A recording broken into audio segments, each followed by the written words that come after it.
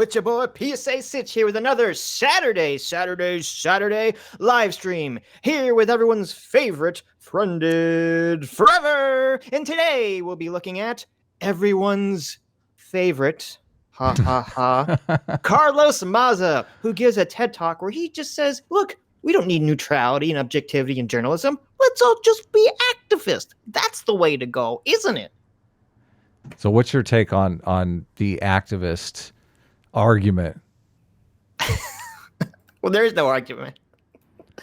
The argument is, well, you see, there's bad people who I don't agree with politically, so I should just be an asshole too. That's their argument. Well, I thought about this a little bit. I obviously listened to the TED Talk. They're trying to get in front of, they're basically saying Maza's saying that we can control people, right? Like the whole idea of journalism is we share the facts and let the people decide individually, and then we poll them during the election on there. Right. And Maza's saying, well, why do we need to do that when I can just make the decision for them? Like, give them their opinion via propaganda, and then when they vote, we don't have to worry about them voting because they'll obviously vote wrong because they're idiots, right? I mean, that's basically Maza's argument.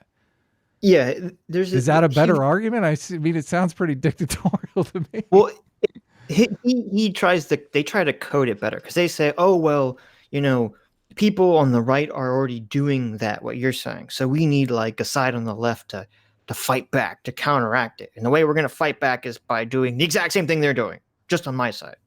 Right. The problem that I have is that conservatives seem to understand progressives a lot more than progressives understand conservatives. Like, progressives, we always disagree about that. Okay, so what's a disagreement there? I don't agree with that. You don't agree with that? Okay. No. Where's your disagreement? I mean, this is an argument that Haidt actually makes in The Righteous Mind, where I don't think either side understands either side. Well, that's my argument. Right. There is a case to be made that whenever you're fighting for something that you've sacralized, that you cannot be impartial about that thing. And I think the problem with journalism, the problem with activism in journalism is they have sacralized fighting for the rights of the oppressed. That's what the whole progressive movement is grounded in. So this is why when you talk to them about facts and logic about how many oppressed there are, when you really want to dig into the details, they're completely blind to that. Now, the conservatives, their group is bound together in the idea of tradition. Like, let's go with it's a very conservative idea. Let's go with what's worked, right? Like, why are we making all these changes to society? Let's go with what's worked. Yeah, but things are good enough. You get in that problem we talked about before, where it's like, how long does something have to exist for it to become the new tradition? Like, how long does abortion have to be legal for that to become the conservative value? Right, and I completely agree with you there. I'm just saying that the sacred value that binds the conservatives together is a tradition first argument, right? Which blinds them to stuff about how maybe tradition isn't great, which is the argument that you just made, right? So that's where they're blind. You bring up facts and evidence about how, oh my God, I think we've been getting this wrong. The earth is round. And they're like, no, it's always been flat, right? So it's a long process to convince them of the otherwise because they're blind in the tradition first realm. So what I'm saying is when these two different parties are going to have this kind of mental blindness in very different areas. Now, the conservatives don't have the blindness in the fighting for the rights of the oppressed area. So therefore, they're going to be able to look at that stuff unbiasedly. But Carlos Maza is not going to be able to do that at all. No. Right. Well, but it's like everyone can look at their opponent's logic unbiasedly because they want to dismantle it. Correct. Yes. So that's why I say that I don't think the conservatives generally have a better sense of the left. I think both sides are just kind of ambly wandering around in the dark, or not in the dark, in their own echo chambers, saying, oh, the other side's evil. Yes, there is a fair share of that, but you understand the argument that I'm making about how conservatives understand progressives better in this particular area. Well, only because yeah, in this singular area, yeah, because they disagree Yes. with it. So yeah, Like take the trans rights issue, for instance. okay. Who is going to be able to evaluate the data less biasly on that issue? That that Obviously the enlightened centrists like us, Adam. that actually might be the perfect issue of clash because But no, but I don't agree with that because you're gonna have too many conservatives that just say they're gonna stray from. Look, I think that the only reason a lot of conservatives are even accepting of gender dysphoria in the first place is because non-binary is kind of like they have to it's attack that first. Like that's it's kind of like the shield, right? right. So if you do away with non-binary, I think there'd be a lot more pushback against regular transitioning, which there already is a lot of pushback, anyway. So the conservatives are going to be blind. I was thinking that immediately when I said it, I was like, okay, the trans issue might be the perfect issue where both sides are completely biased, as you're Yes, saying, exactly. because Exactly. the conservatives are going to be biased towards tradition. So they're going to be unable to even acknowledge that trans is a thing because it's so non-traditional, right? And Right. the progressives are going to be biased towards protecting the rights of the oppressed, and who's more oppressed than the trans people, right? Right. So they're not going to be able to look at any of the science around gender dysphoria and all that stuff objectively. So we have both sides, which normally form this kind of yin and yang for social problems, totally useless in this in Right. this problem. I wonder if this is why it's the hugest problem in the world. So you're agreeing with me. You've convinced In yourself this that I'm case, right. in this particular Okay. case, yeah, yeah, I see. in the transition. But there are certain issues we got to admit, like I kind of feel like accepting like blacks as part of our. I don't think conservatives are near as racist as the progressives make them out to be. I hope So not. Yeah. yeah, I don't like interracial marriage. I don't think obviously you will have some people that are against that are going to be on the conservative side, but I think most of the rank and file conservatives are not against interracial marriage. Therefore, they do not have a bias against like examining things like racism from a more like objective perspective. Hmm. Like a certain level of multiculturalism has become the tradition. I think the nation of immigrants. I think holds true with both the left and the right. Right. They just don't want unmitigated immigration. Correct. I'm looking at the interracial marriage statistics. Mm-hmm. Are they horrible? No, it's actually funny.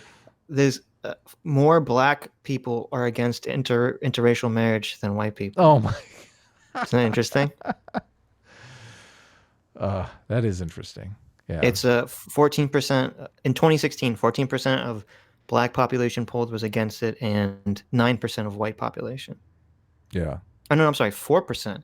White's actually the lowest. Asians and Hispanics are at 9%. Hmm. It's interesting. Yeah. So shall we get into the Oh, Carlos Maza stuff? Have we set it up enough? yeah, okay. Let's get into it. What Let's. did you want to make an announcement or something? I don't Well, know. no, I was What just were you gonna gonna. I say? put a poll out on my Twitter that had Okay. very interesting results. Where I said, um, let me pull it up if I can fucking find it. Here it is. I said, "Is it possible to bully an internet personality that has a following of over 1 million people?" What do you think, Adam? No. Yeah. You're a public Yeah, figure by the time you have an audience of 1 million people. Like for heaven's sakes. right. See, that's exactly how I feel.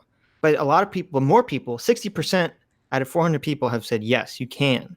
And I think it comes down to that me and you have a different definition of bullying than the younger generation, Yeah. who's kind of been, I don't want to say indoctrinated because I agree with it, has been kind of like the word bully has kind of shifted to just be like, oh, you're being a dick to someone, you're bullying them. Yeah. Mean comments. Right. Where for us, I think bullying actually had kind of a I hate to bring up P plus P equals R, but had kind of like you had to have power over a person in order to bully them. Like that they couldn't fight back for some reason. Right. They were And you weaker.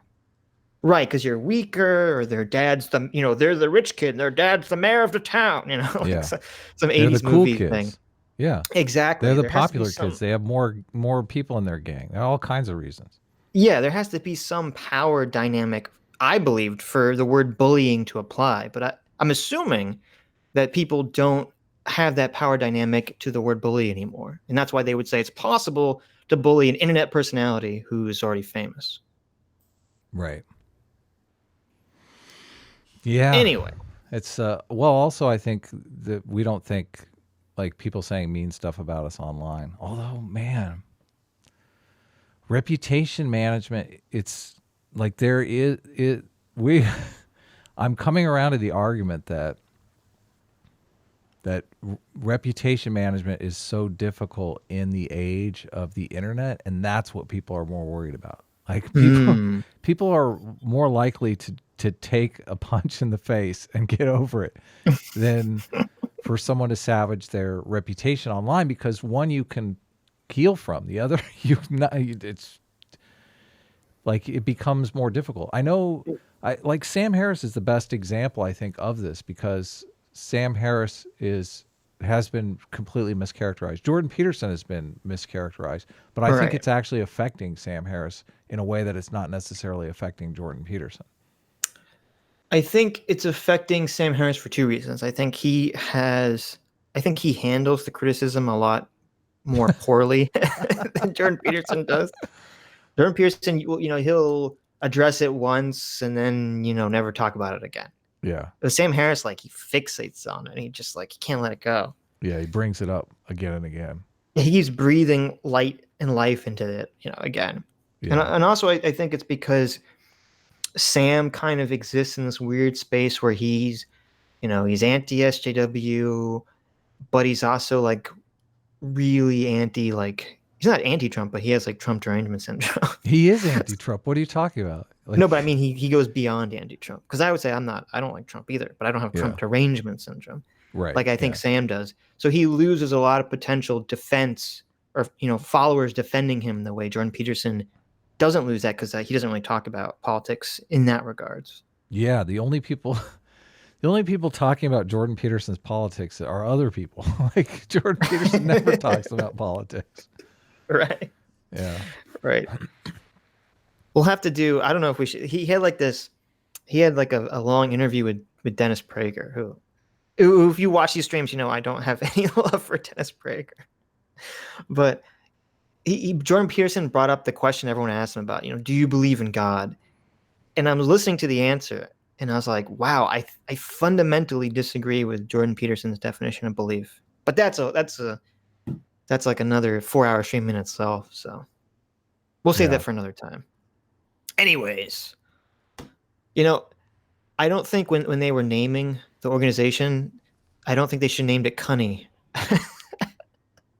Yeah, I think that was a big mistake. I don't think they had any young people on the board like, maybe that's a bad acronym. I don't know about that one. I think Cooney is actually the city, because they do TEDx in different cities. Is it the city? Maybe. I'm guessing here. I don't know for sure, but I think Cooney no, no, it's the City University of New York. So it is an acronym. Okay. It is an acronym, yeah. Yeah. I mean, it was in 1961, but still, I mean, come on, guys, you gotta change it at some point. Anyways, let's do this. Oh, and I apologize because don't apologize. Apparently, never apologize. Okay, I don't apologize, but I will point out that apparently TED Talks cares so little about Carlos Maza, they couldn't be bothered to properly record his audio. Yeah, for exactly. This video. They're like, dude, just put it on your phone. Just record on your phone. Email it to us. So it sounds like literally someone recording his speech from the audience on their phone, and they just sent the audio to TED Talk. So Oh, this nice music. That's part of the gaslighting music there. That's like That hypnotizing you to get ready for this. That's 100% The the audience's gaslighting reaction. music. The audience reaction is hilarious too, because they're just lapping this stuff up, man. They're just just eating it up. What do you expect from the cunnies, Adam? Come on. He's in New York, so. I worked at Fox. Relevant. In October of 1996, Fox News was launched in the US. Fox News. Their slogan was Fox News, fair and balanced. I like you guys. They were not trying to be funny. They were trying to brand themselves as an alternative to what they saw as the mainstream liberal media. It's interesting that they've completely, I don't remember what year it was, but they dropped that fair and balanced tagline at some point. They're like, fuck it. Did they? Like, that's gone? Nice. I think so. I'm pretty sure. Someone in the chat can correct me, but I'm pretty sure that's not their tagline anymore. Well, the party that's out of power goes a little bonkers. They go a little crazy. So I think that adds to their not being able to see the world objectively. So, well, it's interesting because that perfectly fits in with the fair and balanced thing, because they dropped the motto in 2017. So right after Trump got elected. Oh, they're like, we don't need this. Yeah, our guys in now. The Obama devastation is over.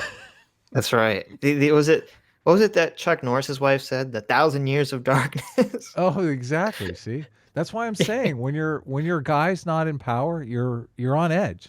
You think, oh, this guy's going to destroy us. Oh no. Yep. Yeah, their slogan now is most watched, most trusted, and we report, you decide. Oh, most trusted. That's a dig at CNN right there, because CNN was the most trusted name in news.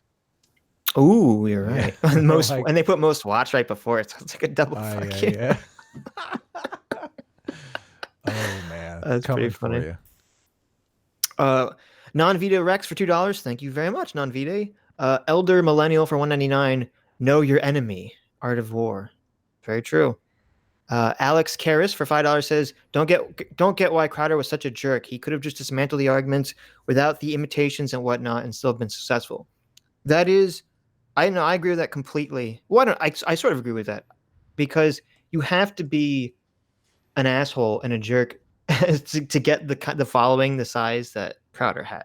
If you look at the most successful political streams and commentary shows, it's always based around people being funny, because people don't want to listen to us, our boring heads, fucking day gapping on and on. They want to laugh.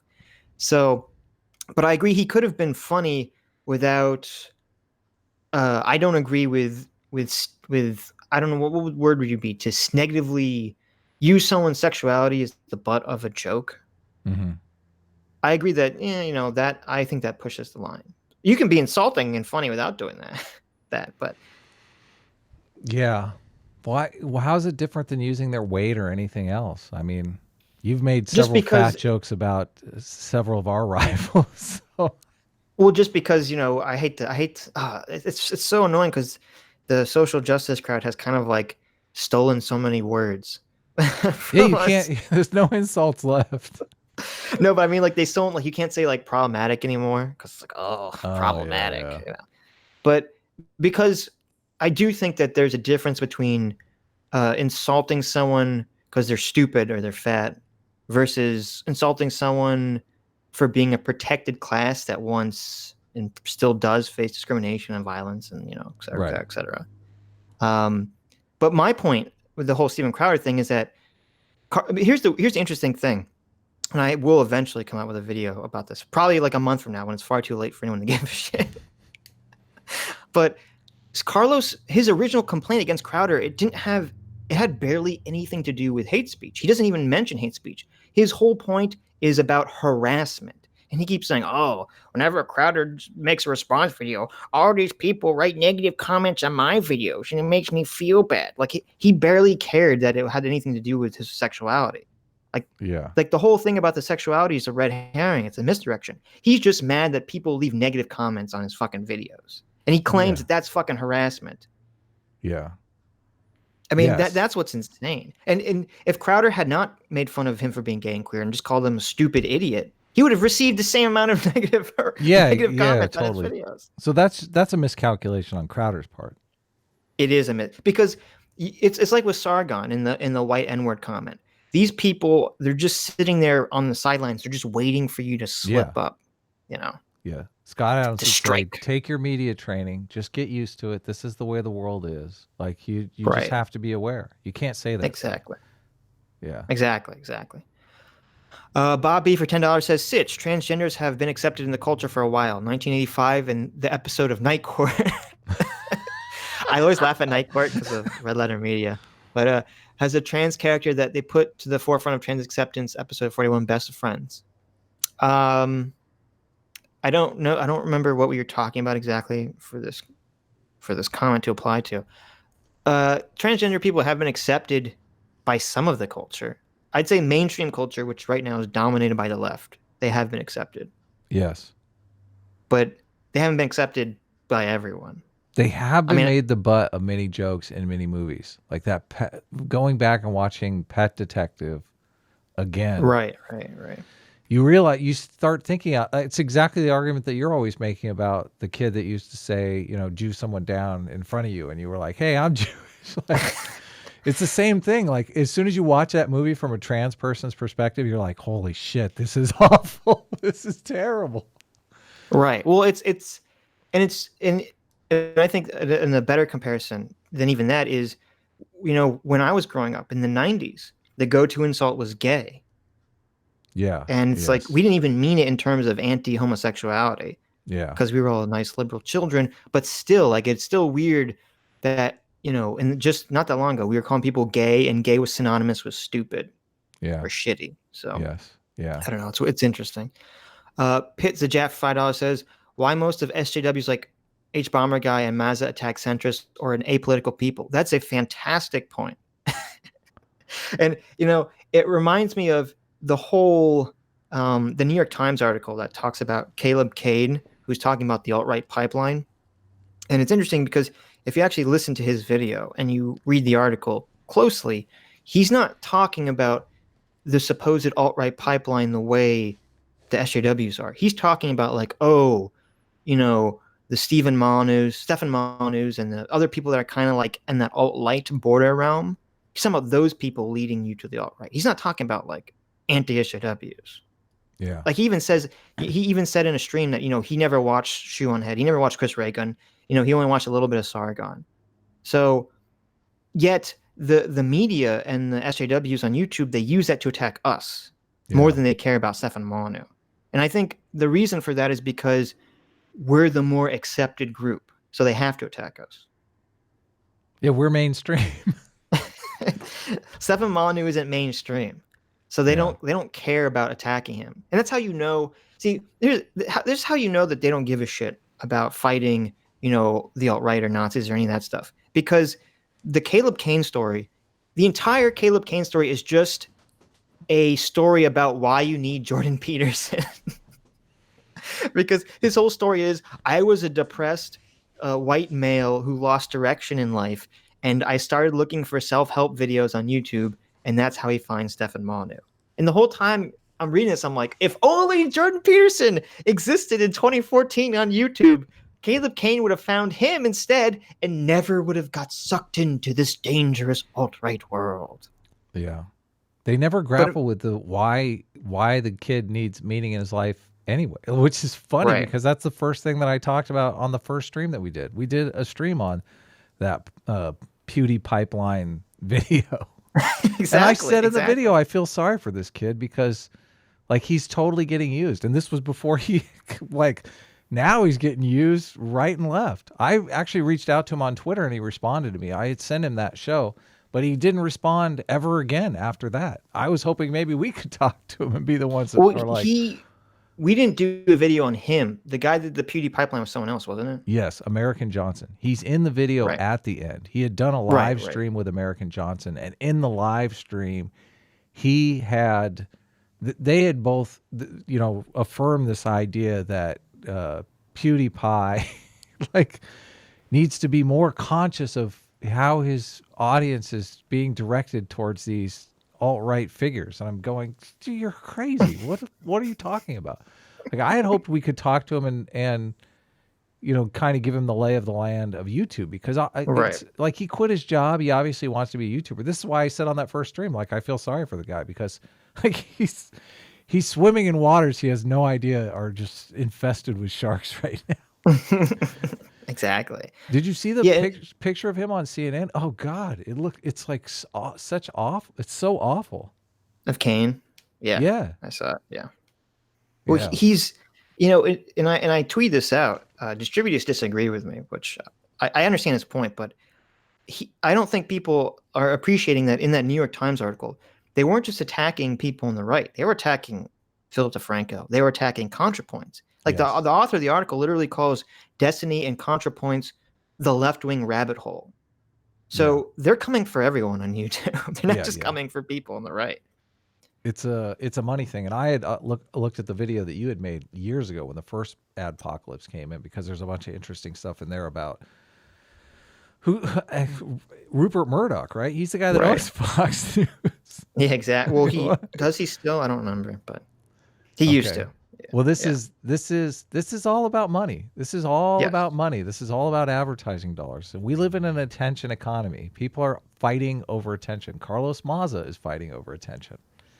Yep. Yeah. That's the power base of people. It's not a surprise. I think it was the next day after their attack on YouTube, they published some article that said, a study found that Google owes like $40 billion to all the media sites and all the news sites of the world. And it's like, oh, I bet that study makes sense. Here is where I am. Here's where they have their strongest argument, because Tim Pool, who is very popular, is only able to do what he does because he has writers working for him for free. Like, he's looking at up articles on the internet and he's reading them and reacting to them. But everything he reads is not something he wrote himself, which is like, how is a newspaper supposed to compete if they're just basically a news service for this new apparatus that's formed? Well, I mean, I don't believe that there are enough people like Tim Pool who are commenting on news stories daily in order to really drain money from these online publications, especially when Tim Pool's insulting them 99% of the time.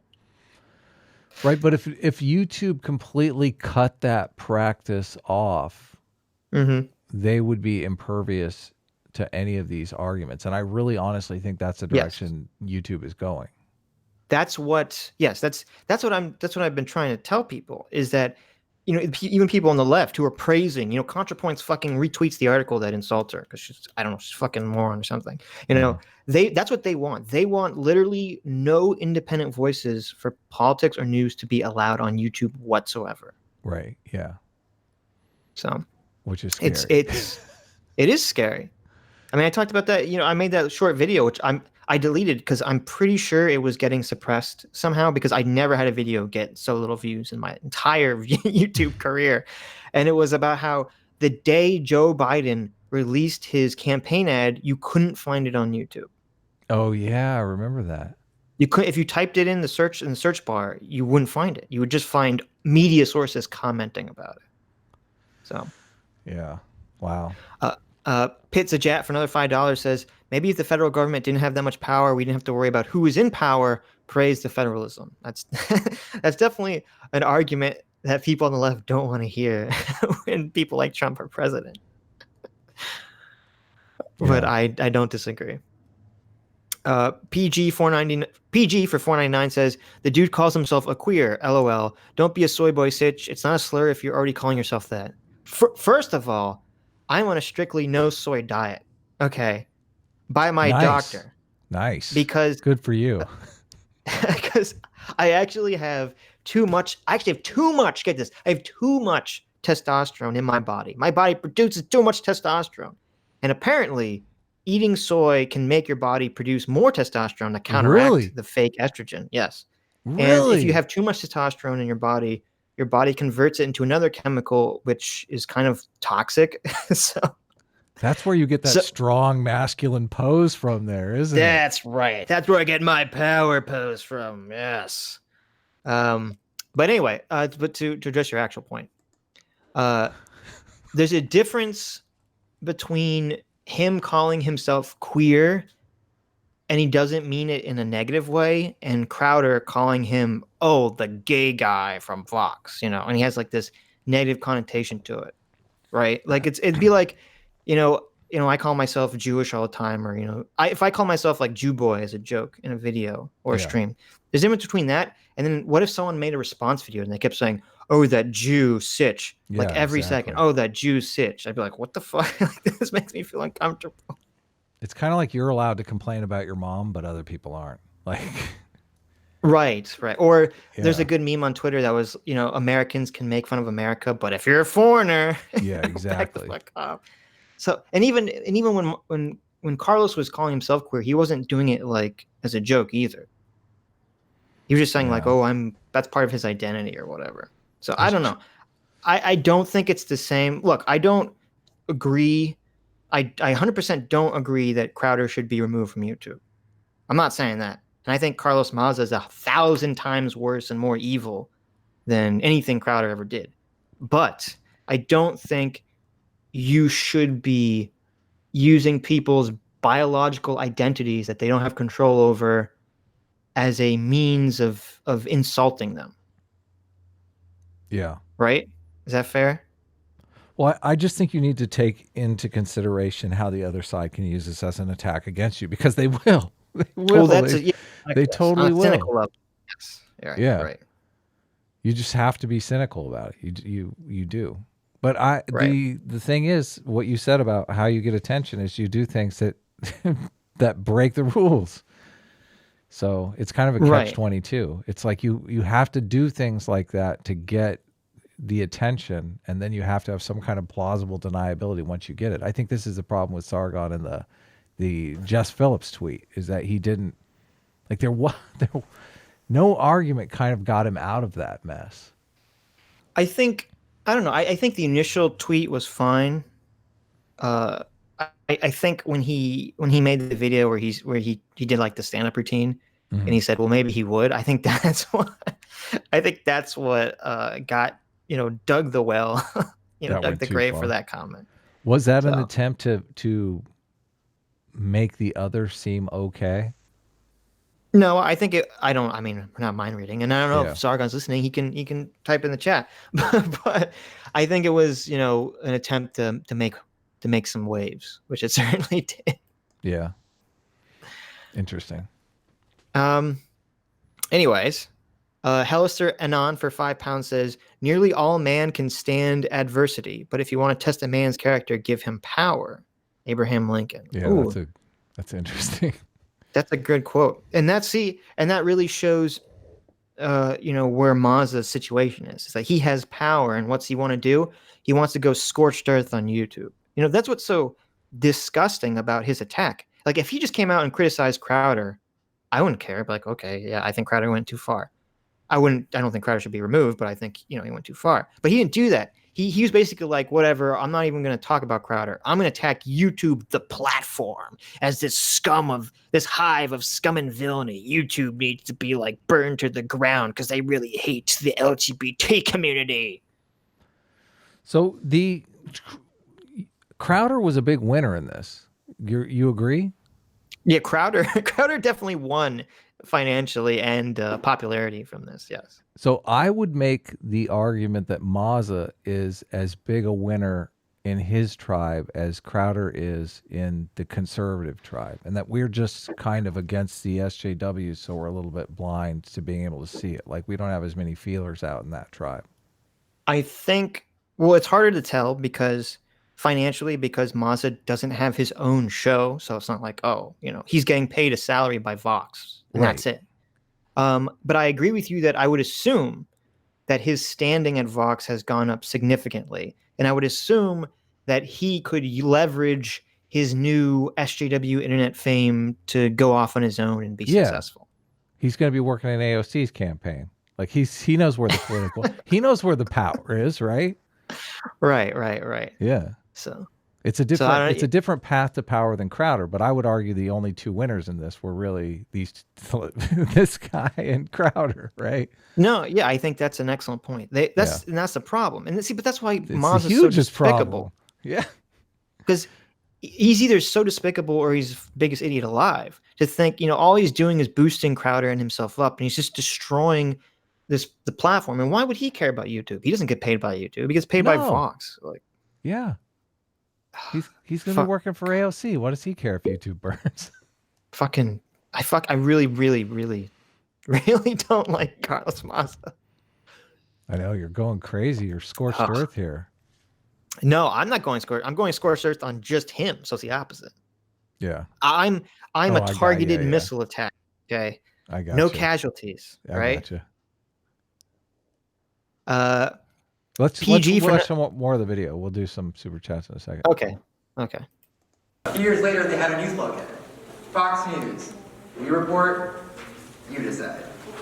Bill O'Reilly, God rest his soul. So Maza's point is, Carlos Maza, we decide for you, and then report. That's I like that. Right? We decide, then report. Yes, that is perfect. That is exactly what he's saying. I might have to steal that. I will decide for you. Wherever he is now, had his own version of this slogan. He called his show the No Spin Zone. We laugh at these slogans now for obvious reasons. Fox News calling themselves fair and balanced is like... Well, okay, here's a question. Do any of these slogans, are they persuasive, or is it just like only people on that side, care?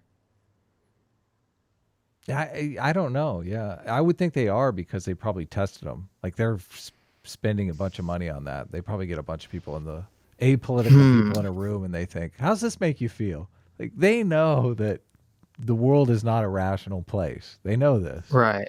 Yeah. Maybe. Me calling myself straight and emotionally stable. It's a nice idea. But we know it's not true. That's why I always laugh when people come say like, oh, we have to, remove gender dysphoria as a mental illness because it's like a negative stigmatism, or not stigma, but has a negative stigma to it. And this guy just comes up on stage and he calls himself mentally unstable, and everyone laughs and claps. And he also relates it to him being gay as well. Like gay people are mentally unstable. It's like, nice, good job. It's a good point. Nice stereotype there, buddy. Yeah, exactly. Let's talk about stereotype threat. I know you studied it in your gender studies class. Are you clapping for me not being emotionally stable? Yeah, see? But the truth is, we take the ideas behind those slogans very seriously in America. Adolph Ox, the founding publisher of the modern New York Times, once wrote that a responsible newspaper must present all sides of a controversial issue and let readers decide the truth. Fox News and the New York Times could not be more different as news organizations, but they're both hinting at the same core American ideal, that good journalism is neutral. Now let me explain to you why you're a fucking idiot if you think that's true.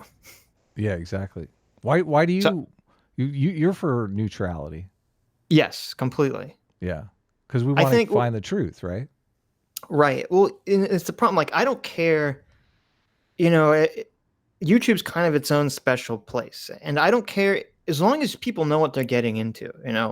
If Vox wants to go out there and be, the left-wing version of Breitbart, that's fine, as long as people know what it is when they get into it. Yeah, exactly. Oh, I looked up Vox's headline or slogan is "Go deeper." Oh my god! Isn't that so awful? I don't know that they tested that one.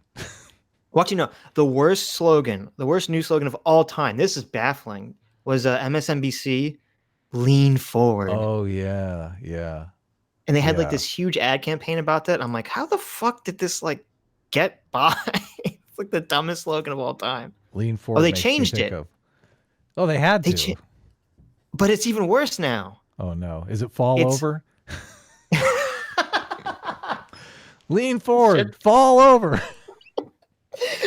God, they need to fire whoever's their marketing team. Hold on, let me take another guess. Is it Russia did it? when you fall over, it's because Russia pushed you. Yeah, exactly. Yeah, they need to fire their marketing team because they're fit. Like, okay, this is who we are. That has no moral content at all. Well, no. Wait a minute, it does.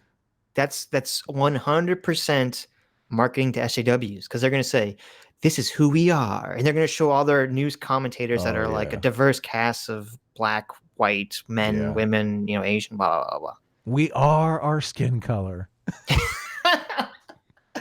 MSNBC, we are our skin color and gender identity. It's really nothing else. It's quite the opposite of that. Go deeper, isn't it? It's like stay shallow. MSNBC, only skin surface.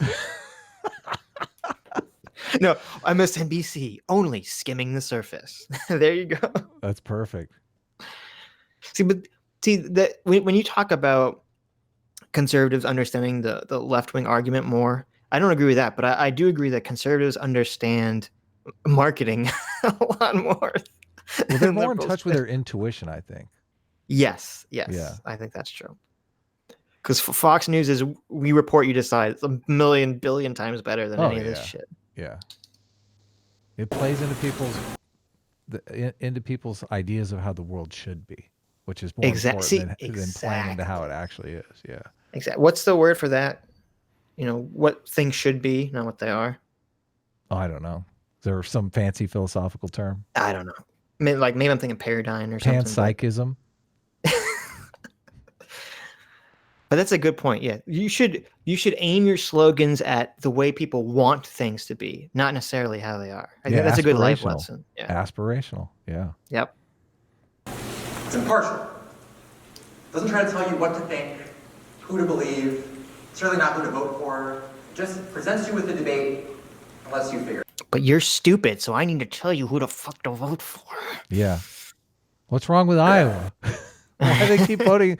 Why do they keep voting against their interests? I can't believe you don't think that progressives don't understand why people vote the way that they vote. Like, how can you get more blind than that? You think conservatives understand why people vote the way they vote? Yeah. Jonathan Haidt did a test where he had self-described liberals or self-described progressives and self-described conservatives fill out these moral foundation questionnaires, right? So you took the moral foundation thing. You know how they're filled out. Yes. So he had them fill it out. Sex dolls of your niece. Yes, right. I remember. He had them fill it out as themselves, right? Yes. And then he asked them to fill out a moral foundations questionnaire as they think a typical conservative would fill it out. So the progressives are filling it out like they think conservatives would fill it out. And the conservatives are filling it out like they think the progressives would fill it out. Well, guess who won this? Like, the conservatives filled it out exactly how the progressives actually filled it out. Interesting. And the progressives filled it out like some crazy evil, like they didn't even come close to how the conservatives filled it out. When was this done? Recently? No, this was done probably around, well, the book came out in 2012. I don't know when the study was done, but you can look it up. Yeah. Tim Pool has actually been talking about the study. When he first read the study, you could tell because he did a video that day where he was like, I finally figured it out. Like, why progressives have this idea. They see conservatives as evil. And I thought you were going to read The Righteous Mind. It seems like it was on your to-read list. I said I was going to get an audiobook of it. Or something. So, but he lays out in the book why their moral, their moral system perceives conservatives as evil because they're completely anti-authority, and conservatives respect authority, legitimate authority. Of course, you should be skeptical of authority to a certain extent, but they literally hate all authority. Yeah. Well, I think there's another explanation for it too, which is that since the left has controlled Hollywood and media for so long, that it's like the left the explanation of the left-wing argument is part of the storytelling of American culture. Yeah. So like you can't avoid it. Everyone understands what it is. Yes. Where there's no storytelling of the right-wing ideology or culture that's anywhere near as prevalent as the left-wing one. Right. Yeah. Yes. It's only it never escapes their culture. Their culture is Right. completely alien to progressives. So they're just not familiar with it. The same thing happened to us. We grew up thinking they were aliens. Like until somebody taught us, we were like, oh yeah, that makes sense. Right, exactly. That ideal is deeply rooted in Americans' anxieties about bias. We've been trained as a culture to view bias on the parts of journalists as disqualified. Well, we used to be, and that used to be good. Yeah. But we've lost that. And that's a good thing. we're making progress here. Every person should watch, if you're interested in how the media became biased, just watch broadcast news. Yeah. It'll perfectly predicted the world we live in. If a reporter has a personal feeling about the story they're covering, especially about politics, we think that they can't be trusted to tell us the truth. And so our entire media... It's interesting because there's kind of like I'm sorry, I said broadcast news. That's the wrong movie. I always confuse that network. with network. Yes, network is what I'm talking about. Forget broadcast news. What does he say when he yells out the window? He's like, I'm mad as heck and I'm not going to take it anymore. Yeah, exactly. And everyone rushes to their window and yells it in the street. They're like, I'm mad as heck. And then they go to sleep.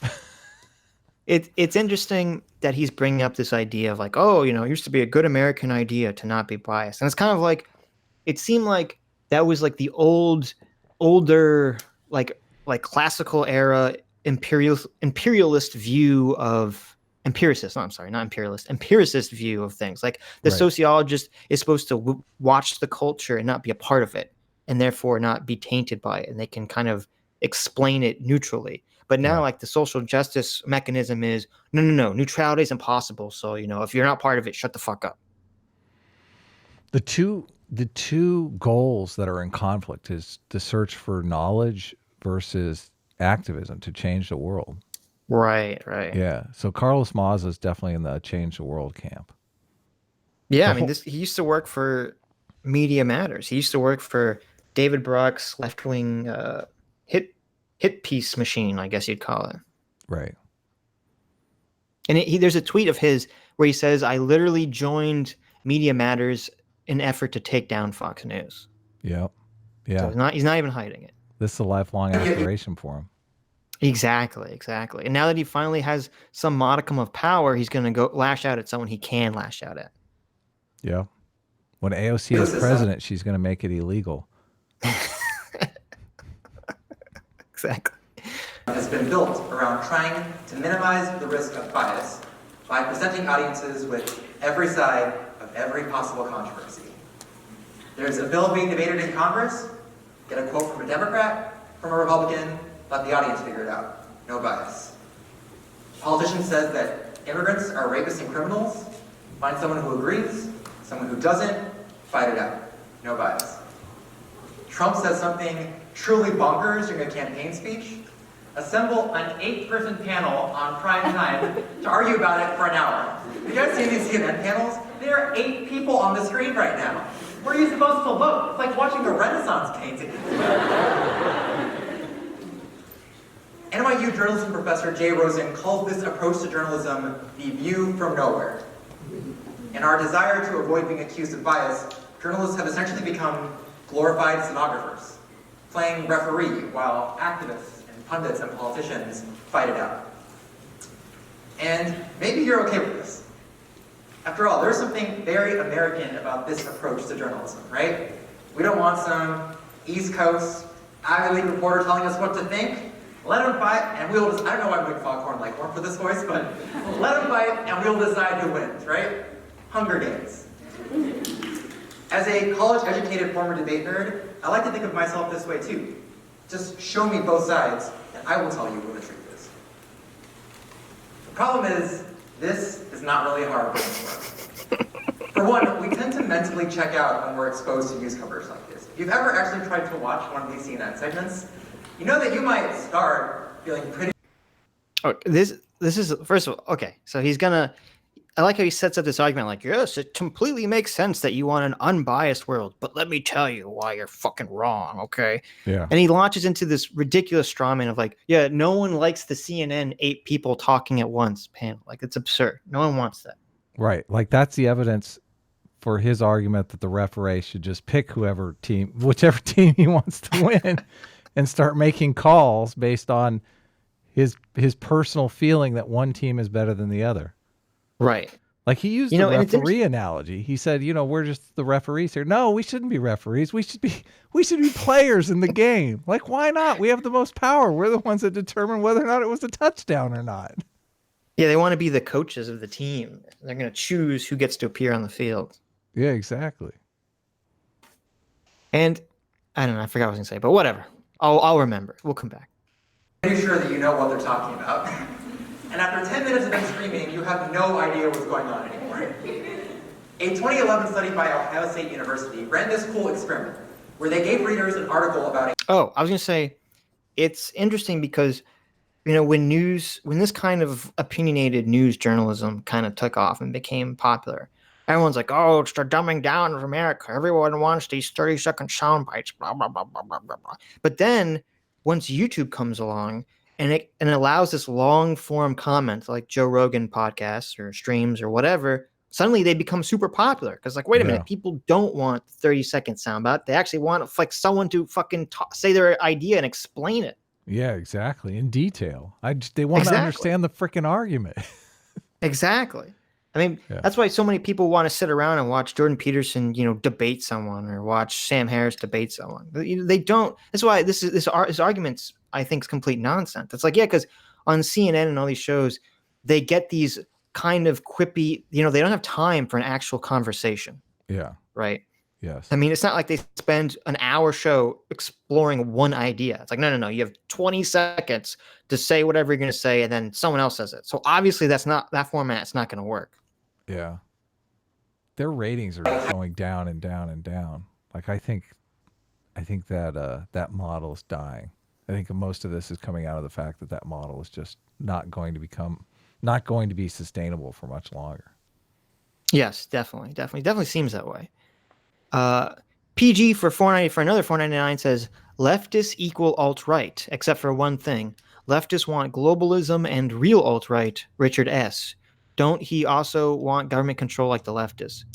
Well, first of all, I don't like the term leftist because I think it paints too broad a brush, but I understand what you're talking about. You're talking about far left regressives. And Spencer, that's what's funny about Spencer is that Spencer kind of wants like communism, I believe. Mm-hmm. When he had his debate with Sargon, everyone was like, oh, Sargon did so poorly, like blah, blah, blah, blah, blah. And I was like, if you listen to the debate, he exposes Richard Spencer as being communist. He's like, no, he wants some like weird ruling class of white people to like dole out. Yeah. He wants all these like government work programs and public programs. He just wants them for white people. So Richard Spencer's just a racist communist, basically. So that's interesting. Alex Karras for $20, thank you very much, says, I'm scripting intellectual dank plebs speak and say. What do you think of the punchline? The Sargon says, the cheek of it. I admire your sense of humor. Sitch is more. Take time to gloat, but Adam makes me think more. Nice. I'll take it. My whole job is to make Sitch think more. That's why I'm here. I see. I'll be the clown and you can be the brain. No. You're good. You're very good at. I love this Hume quote. Have you heard it? What is it? Truth springs from argument among friends. Yes, which I think is very, very true. It can be if your friends are smart like us, right? Yeah, and I mean, we have a friendship that allows us to disagree without threatening our relationship, where a lot of these internet relationships are so tenuous. Like, I don't know. And also a lot of communities form around the fact that people don't disagree. Like, Right. like even in the SJ, it's a huge problem in the SJW side that you can't disagree without being thrown out of the group. I mean, Bill, I don't know if you saw the thing I shared about Bill Maher, but Bill Maher is like trying to wake up his team a little bit to the fact that Trump is just going to destroy him in the next election. And now they're like, is he conservative? Yeah, there's a communist channel, like legitimately communist channel on YouTube. And they made a video there where they're like, they took a bunch of clips of Bill Maher and they're like, see, he's not really liberal, he's conservative. Look at all these conservative things he's advocating for. It was mostly just him talking against social justice stuff. Yeah, he's against us. See, he must be conservative. Yeah. But yeah, well, I think, but I don't want to toot our own horns, but I think that we're both kind of unusual and that we can just not have to be hive mind, be fine with it. Yeah. So maybe it's because we've both, I don't know about you, but I've kind of given up on trying to change anyone's minds. I don't care. I don't have that feeling like what? Oh, What? Because you wait, because you're of the position that you can't change people's mind, and I'm on the position of I don't give a shit anymore about changing people's minds. Why do you think I'm in the position of I don't give a shit? Because I don't believe you can change people's exactly. minds. So I think maybe that's why. The most you can strive for is to actually understand their argument, which I think is becoming more and more difficult for people. Like, they don't even understand their argument. Like, they're not trying to change their mind. They don't even understand what they're fucking saying. Right. That's true. But yes, I did like your tagline, your punchline, Alex. Ronin Gerande for 200. I don't know what that is. I know. But something interesting looking. Jordan Peterson is pro-life. It seems you were unaware of that from the recent stream. I wonder what you think. To quote him, it's a baby. I still think he isn't playing a political game. P.S. Love your guys' work. That's interesting. I disagree with him. I'm pro-choice. So yeah, I didn't know. I didn't know he was pro-life. But go ahead. Sorry. I'm trying to remember if he said that, because I listened to the Dennis Prager video and I listened to the longer one where it's all about God. He might have said that. I can't 100% because it sounds kind of familiar that I heard him say that. I went, oh. So, but whatever. Everyone's allowed to think what they want and be wrong, of course. Yeah. Sean Sullivan for $5 says, if you want to see testosterone, look at how much of a beefcake the White House chef is. Okay. So I have chefs. I'm like buff guy. I didn't know this was like a thing. Oh, wow. He's like some gigantic black buff guy. That's interesting. What? That's Trump, the racist's White House chef. Are you kidding me? What's going on? Jesus, this guy, his arms are like the size of like my torso. It's crazy. Oh yeah, okay. Sean Welsh for $5 says, as conservatives, we don't complain enough, which is why Dems aren't deplatformed. How do we fix it? Stoop to their level? First of all, I don't agree with you. I think conservatives complain a lot. At least on Twitter, it seems like. I think the reason Dems aren't deplatformed is because the left controls the mainstream culture. So I don't know if you have to do anything to fix that, because here's my prediction. The overreach of the left is going to make conservatives gain mainstream culture in the next generation. Yes. Yeah, big time. What is your take on this? Because a lot of the left, what you just said, they would disagree with, that the left controls mainstream culture. Like, they're like, what? No, the conservatives control everything. We're the underdogs. Come on, get out of here. I mean, that's absurd. Right? It is totally absurd. Yeah. Like the reason, like there's the reason you can't misgender someone on Twitter. It's because liberals control mainstream culture. Yeah. Right? No, yeah. The reason why Jordan Peterson was disinvited from Cambridge. Exactly. Like, you had Jordan Peterson, the New York Times labels Jordan Peterson as alt-right or far-right or whatever. And all these publications list them as alt-right. There's no, if you want to tell me that the left doesn't control mainstream culture, there's no comparison to that. Okay. Yeah. The only thing that even rivals that even comes anywhere close to that is, when people on the right say that, Ilhan Omar or any of these other people are anti-Semitic because they say something that's kind of borders on that line. That's the only thing that comes even remotely close. I think I think it's interesting. I think that's how the right is going to fight back against the left. Is that because the left can't defend itself against? You have to find something the left can't defend itself against, and they can't defend anti-Semitism. So I think that's going to be the. I think Jews Really are going to be the That's funny. hammer. They the are right the chosen uses. people. Exactly, we're the chosen people. I think Jews are going to be the hammer the right uses to kind of like beat the social justice side, back with their own game anyway. Like the left controls Hollywood, the left controls TV, like the left controls news, most like 90% of news. The left Right. controls academia. Like what I'm trying to like what does the right control? I mean, the right has been going after judiciaries and like they're going after power, the power of the state, which is completely ironic since they are, small government people is what they claim to be. Right. But they're amassing government power. The conservatives definitely control government power, at least at the moment. Yeah. But everything else, as you said, everything else is controlled by the left and the tech companies, which I would argue is the biggest power player, that no one saw coming, 20 years ago. And the left is how the tech companies is how they're going to grab the governmental power too. Man, if the left controls all institutions, we're in huge trouble. We're in gigantic trouble. You know why we're in gigantic trouble? Because of those questionnaires. like they have no idea what conservative people want. And and I think that's what gives us more credence on these issues or credit on this issue because we're both, you took your moral foundations and you were conservative, weren't you? I was, yeah. But I took mine. Though. What'd you say? I disagree with mine. Yeah. I mean, we're both self-identified, left-leaning centrist liberal types.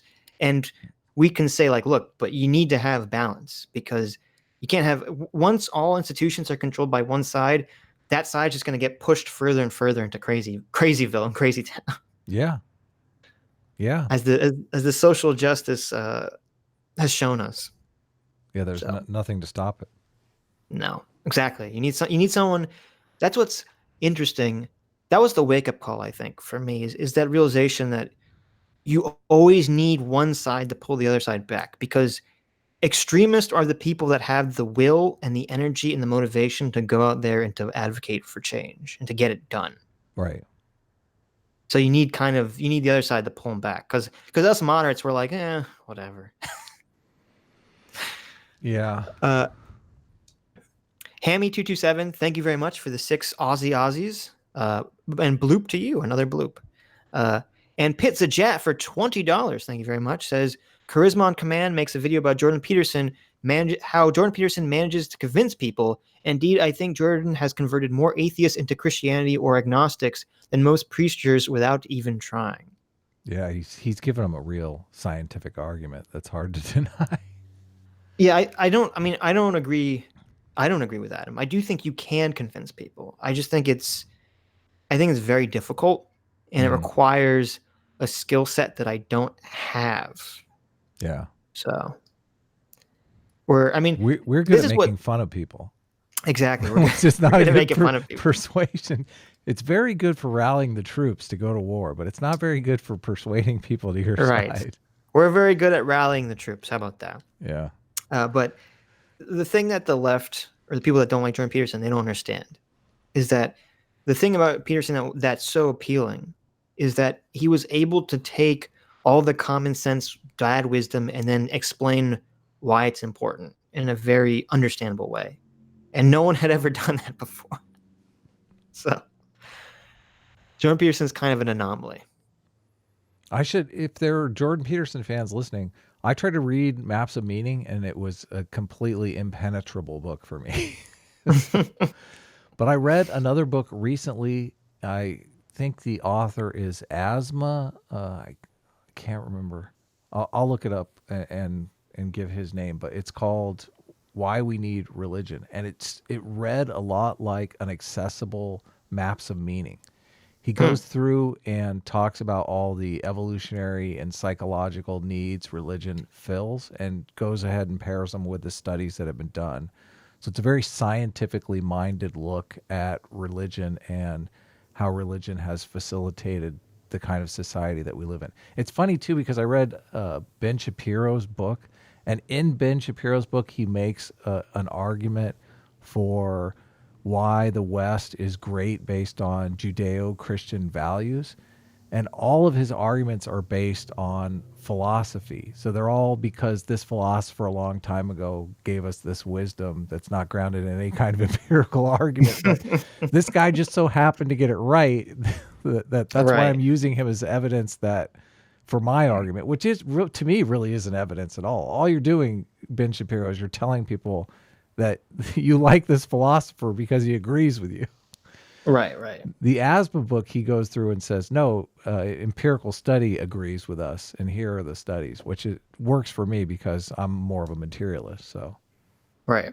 Yeah. And I also don't think Jordan Peterson would have been so successful if it weren't for the times we live in now, where so many people feel lost without meaning. I assume that's what makes people so receptive to his message. They say, "Oh, now I can find meaning in my life and understand where to go from here."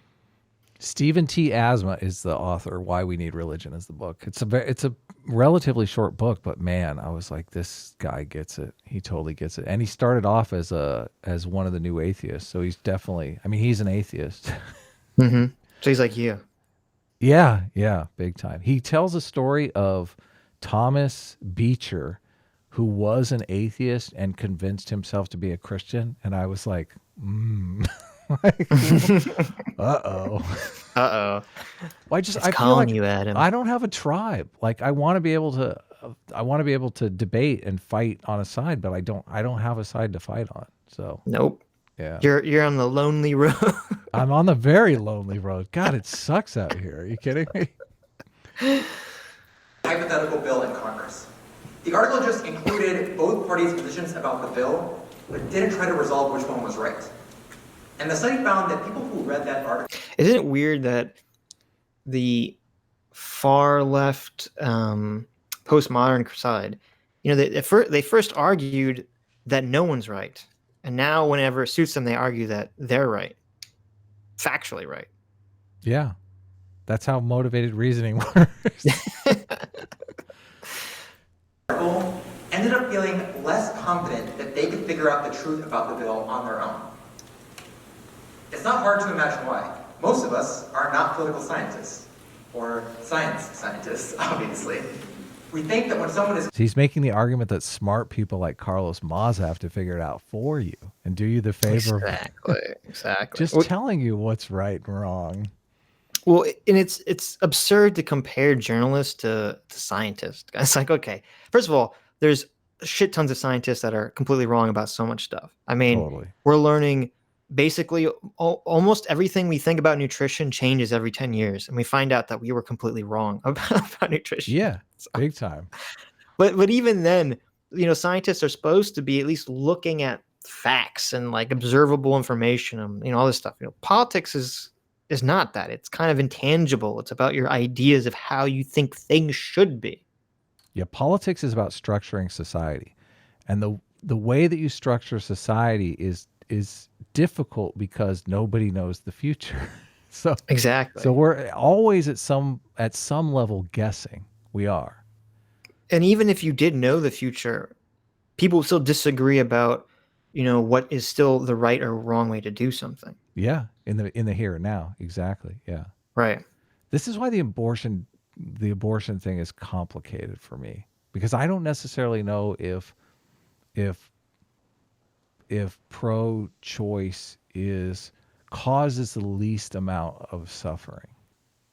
Like I'm not looking at it from like people want to fixate. They either want to empathize with the mother or they want to empathize with the fetus, right? Right. And I'm not looking at it that way. I'm looking at it from a society point of view. Like people make decisions based on the fact that abortion is legal that may not be the best for society. Like what decisions? Well, people like much more promiscuity.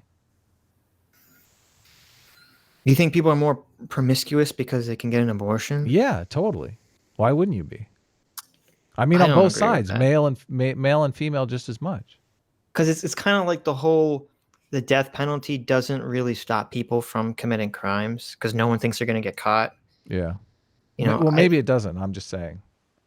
I think you can make an argument that condoms and birth control makes people more promiscuous. Sure. But I don't know if you can do that with abortion, because the thing is, I mean, if you use a condom, was it 99.6% chance you're not going to get pregnant, right? Yeah, but maybe people who didn't have abortion would be more apt to use condoms because there's a lot of people not using condoms. That's a decision. That's like a decision point. Right. I don't know what the numbers are on people that have unprotected sex with, not people they're in relationships with. If abortion wasn't an option, I think people would make different decisions. I do think abortion needs to be legal for health of the mother. Obviously, that's where when people are purists about that kind of stuff, I'm like, "What? You're crazy!" Like, come on, right, geez, right. Well, because they're making a religious argument, I'm assuming. Yeah, they want to maintain consistency of their argument. And I can respect that. That's understandable, but so yeah, I don't know. I used to be, a lot more on the left on the abortion thing. I'm still am completely pro-choice, but I do understand that my view on it is colored by my spiritual beliefs, just as I believe a lot of people on the right's view on it is colored by their spiritual beliefs. So I don't know if there's an objective answer to the question. Well, just from a utilitarian angle, you would want to have the least amount of suffering in society, right? And if I'm just saying that, abortion being legal versus abortion being illegal tallies up a certain amount of tangible suffering in society, you'd want to pick the option that had the least amount, right? Even though obviously there is going to be suffering on both sides of the ledger. Right. Like a lot of people, I'm inclined to believe the abortion does help with crime rate argument. Right. Lowers that suffering. Right. Yeah, I agree with that too. Quoted in a newspaper or asked to be on TV is because they know something that we don't. That they're experts, or at least that they are somewhat credible. So when you see 2 or 8 people who are Does anyone think the news on TV is credible anymore? Yeah. Only when the news is credible for people when it agrees with them. Exactly. Then it's completely credible. Exactly. It's funny because he like frames it like, oh, there's just like these poor innocent masses that are just being like tricked into believing news. It's like, I don't think they're that innocent. Yeah. Well, none of us are innocent. This is, it's the same thing, the same argument they used about like, oh, that's why the fake news and conspiracy theories on YouTube and Facebook are so dangerous. And I'm like, people, when you click on a guy's YouTube channel and it's some guy sitting in his room talking to a camera, like, people understand what they're getting. Like, this is why the arguments always breaks down to me. As long as people understand what they're getting into, I think it's their options, their choice. I believe people should have the choice to do what they want for most of the time, as long as they're not harming other people. Yeah, I agree. I guess that's my libertarianism coming out. The problem is when Wolf Blitzer is sitting in a $1 billion studio with, eight people with all these accolades, and then they're lying to them. Like, then they're taking advantage of the authority bias in people. Yeah, but even then, it seems like, I agree with you. It used to be that way, but I think things have become so polarized that the news has no more authority bias. That's what you said. Yeah. It's if it agrees with me, then they have an authority bias. Right. Experts arguing about something that you don't know a lot about, your tendency is to assume that they're all kind of right and all kind of wrong. That the truth must lie somewhere in the middle. That's, as someone who does a lot of research on topics and tries to remain neutral, as difficult as that is, I find that almost the more you learn about any topic, the more it pushes you to being in the center, because you realize everything is so fucking complicated that no one really knows anything. Yeah. So I don't. There's no silver bullet argument, is there? No, exactly. So when he's describing this like it's a negative thing, I'm like, no, that's life. Like, if people understood that, I think we'd all be in a better place. David Sloan Wilson has this argument that religions evolved to create a stylized world to solve this gray zone problem, that they create a world that's black and white by something always being just either good or evil. Right. Do you know Yeah, this? no, I agree that that's what religion does. Yeah. Yeah. But these political parties do the exact same thing. I mean, the abortion debate is a perfect example. Like, abortion is either evil or it's like completely good, right?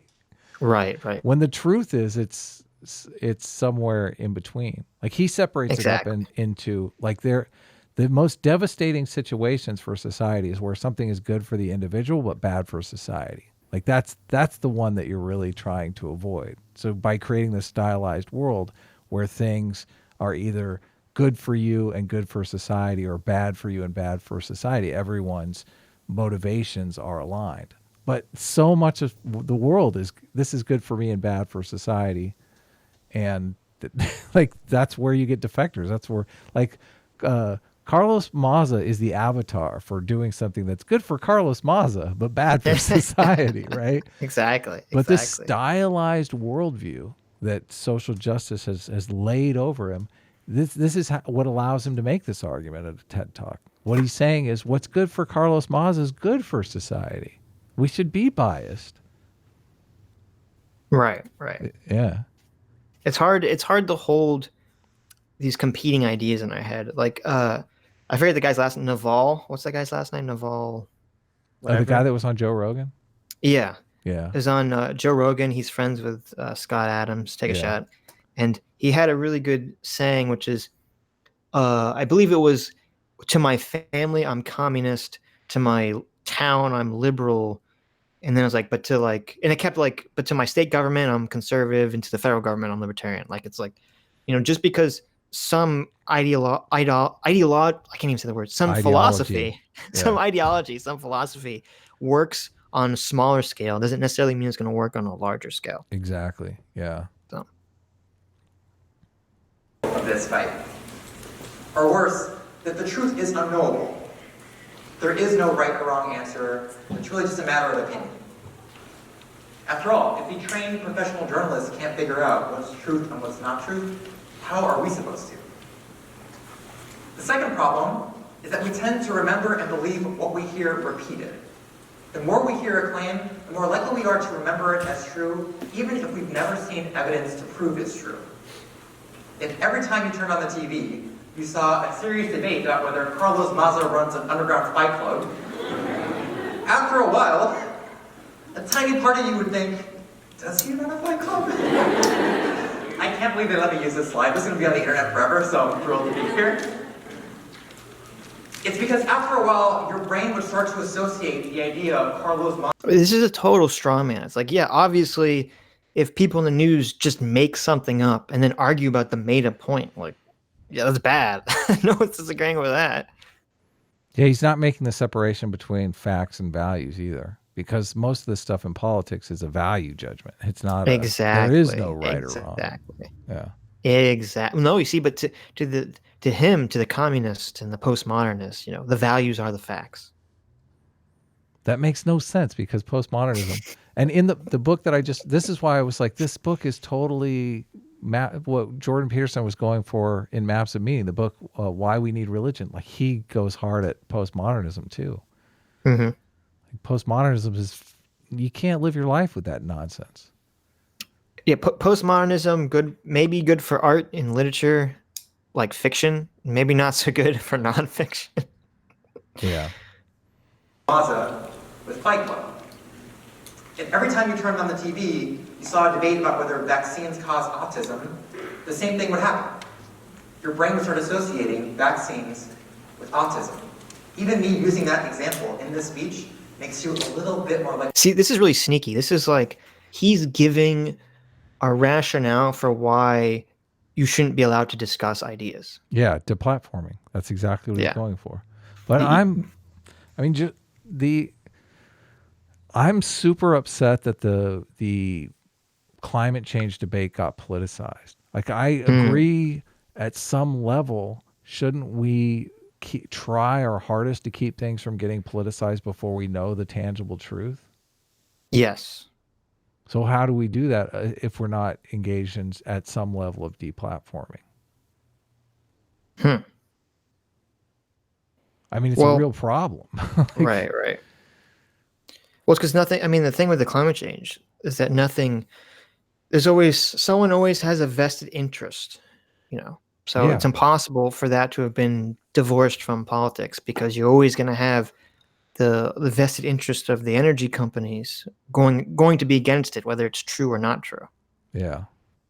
So bad news. It seems like the climate change thing seems like bad news, because it seems like Scott Adams, who was kind of pushing for maybe there is no climate change, it seems like he's kind of slowly shifted his stance to, well, there probably is climate change, but we'll just be able to deal with it financially.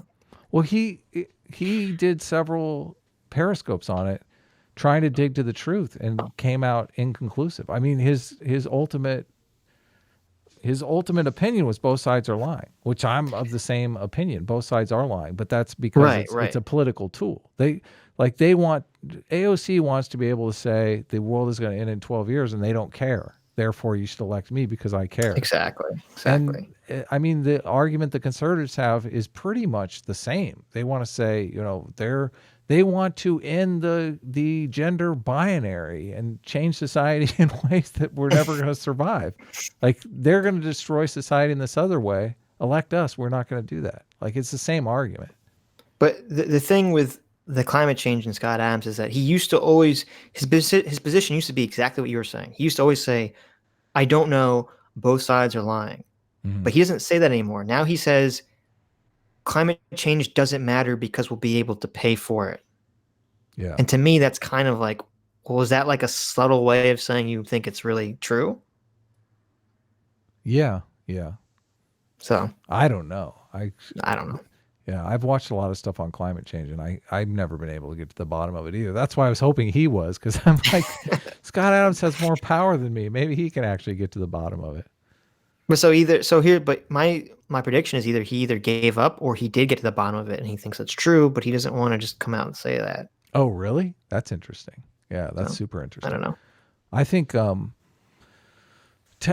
the technology argument is kind of a leap of faith that we're going to be able to deal with it, but I lean towards agreeing with that. I mean, I read this study in Scientific American a long time ago about how they have a solution to it.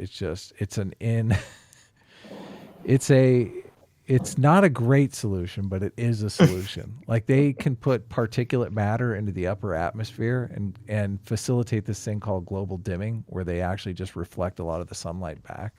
There's an argument to be made that chemtrails are already doing this to some level. Like, I don't know if you know, but when September 11th happened and all of the airline traffic stopped for 3 days straight over the United States, the climate scientists went out and started studying everything, because it was the first time that we had like no chemtrails in the atmosphere at all. And they determined that... Well, wait, when you say chemtrails, you just mean, you're not talking about the conspiracy of chemtrails. You're talking about just like exhaust from planes. Yeah, condensation, artificial clouds. Right. Those artificial clouds are reflecting back a lot of sunlight in this process they call global dimming. Yes. There's a NOVA about it. So if anyone wants to look it up, they can watch the NOVA episode. I think it's called global dimming or something like that. But you can look it up. They're saying that global dimming is actually pulling climate change back. Like, climate change would be much worse if it wasn't for the fact that there's all this air traffic above us, and that if the air traffic somehow stopped, that climate change would be a lot worse than it actually is. But they've used that to say, okay, well, we can create artificial clouds. Like, we can adjust this dimming process as much as we want. Obviously, there's unintended consequences there, but I mean, that's how the ice ages happened. There were huge volcanoes and particulate matter. It's the same exact thing, right? That's how we've had all of these ice ages. So, but see, that's hilarious, because that shows, AOC was advocating that we need less air travel. No, I know. Yeah, exactly. Like all of this is why the politicizing of things doesn't help, because people are just like, I agree with my team, whatever my team says, if it's crazier. And each team, like 50% of the shit they say is lies. I mean, I don't want to call them liars because they're saying things that they just don't know the answers to, which I think is different than lying, much different. Right. No, that's a good point. Likely to make that mistake, and I'm sorry, I'm trying to make a point here. The scary thing is, this happens even if a false claim is being debunked. A bunch of research has been done. That's right, we can't even let you hear the argument. Just hearing the false claim will poison your mind. Yeah. You'll believe it automatically because you're just a dope. You're a schlep. Don't you know Carlos Maza will fix this? He's just protecting the idiots of the world. I like how it's, he's so focused on we have all this science and data that shows you can't even talk about ideas because it gives legitimacy in your brain, which I'm sure is true. I'm not disagreeing with that. But, he'll focus on all that research, but he'll ignore all the research that talks about, the gender differences between men and women in the brain. Yeah. We'll just ignore that. Fact checking, repeated exposure to corrections can stop someone from misremembering bad information. And the answer overwhelmingly is, in part because fact-checking requires you to first restate the lie you're trying to debunk. And restating it strengthens it in the audience's mind. If every time you turn on the TV, you saw a chyron that said, Carlos Maza... See, this really illuminates the whole Steven Crowder situation, and why he took this quote-unquote harassment angle. He doesn't care that much about, I mean, sure, he cares a little bit, but he doesn't care that much about Steven Crowder, using gay and queer in a negative manner. He cares that someone exists out there for people to see who's debunking his ideas, who's simply putting these toxic ideas in the minds of the populace. Yeah, that could be totally correct. Like, this is why you have to talk about the arguments. Run a fight club. You'd still be more likely to think of it as true than if you were never exposed to that debate at all. I imagine most people here are not anti-vaxxers, but if I ask you what's the first word that comes to your head when you hear vaccine, I bet for a lot of you, it's autism now. I use this example as a joke. That's not true. The first word that comes to my mind when I hear autism is Carlos Maza. Oh, you're so cruel. Demonetized. Protected class. What am I doing? Toxic ideas right here. There you go. But in real life, this is really scary. A recent piece of journalism in The Verge looked at Facebook content moderation. Journalism in The Verge. Is that like an oxymoron? Yeah, I know. I'm like, oh man. I deal with this dealing with the anti-theists, man. They're like, you can't even use a source that they can somehow link to conservatives.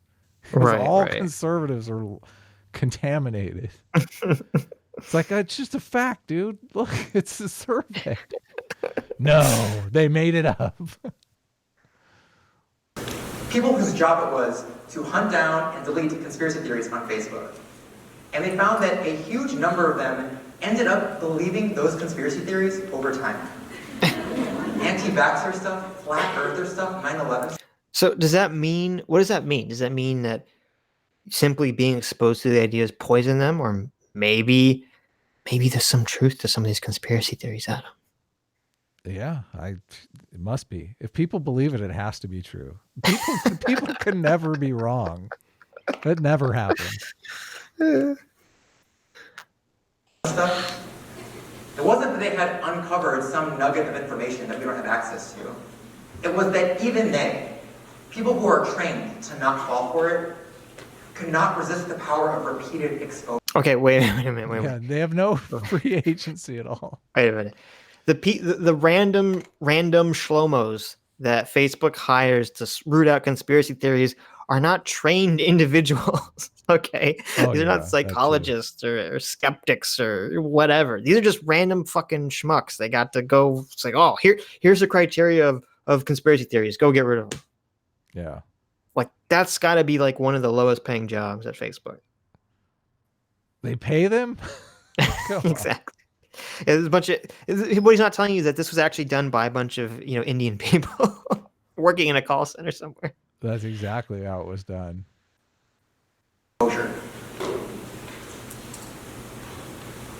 We report, you decide, fundamentally misunderstands how humans decide when we're exposed to a lot of bad information.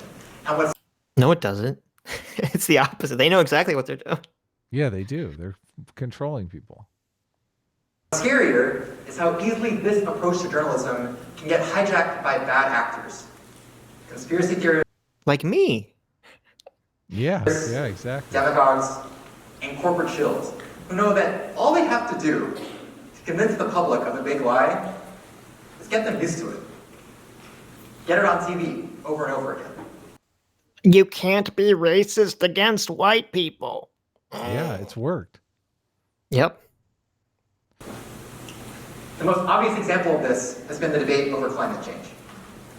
See, here's the problem is that, I bought into the left-wing perspective of it too until I started watching Sky Adams. And he just says, as you said, he said both sides are lying. And he breaks it down and you go, oh, both sides are lying. Yeah, why are they lying? If they have the truth on their side, why do they need to lie? Fossil fuel companies have spent years convincing journalists that climate change is just another one of those issues with two sides to it. I wanted to pause it with the science guy on the screen, but I missed it. Like, didn't that guy just flush his credibility down the toilet with all this gender nonsense? Yeah. It's so funny because Bill Nye, first of all, isn't even a fucking scientist, quote unquote scientist. Yeah. He's just an entertainer, which is fine, whatever. He's like us. That's fine. Whatever. That's cool. But as you said, yeah, he flushed, it was so upsetting too because it wasn't just him. He had fucking Veritasium up on that stage too. Someone who I like a lot more than Bill Nye. And they both fucking talking about this gender identity nonsense, which is the height of unscience. Okay. Yeah. Of non-science. Pseudoscience.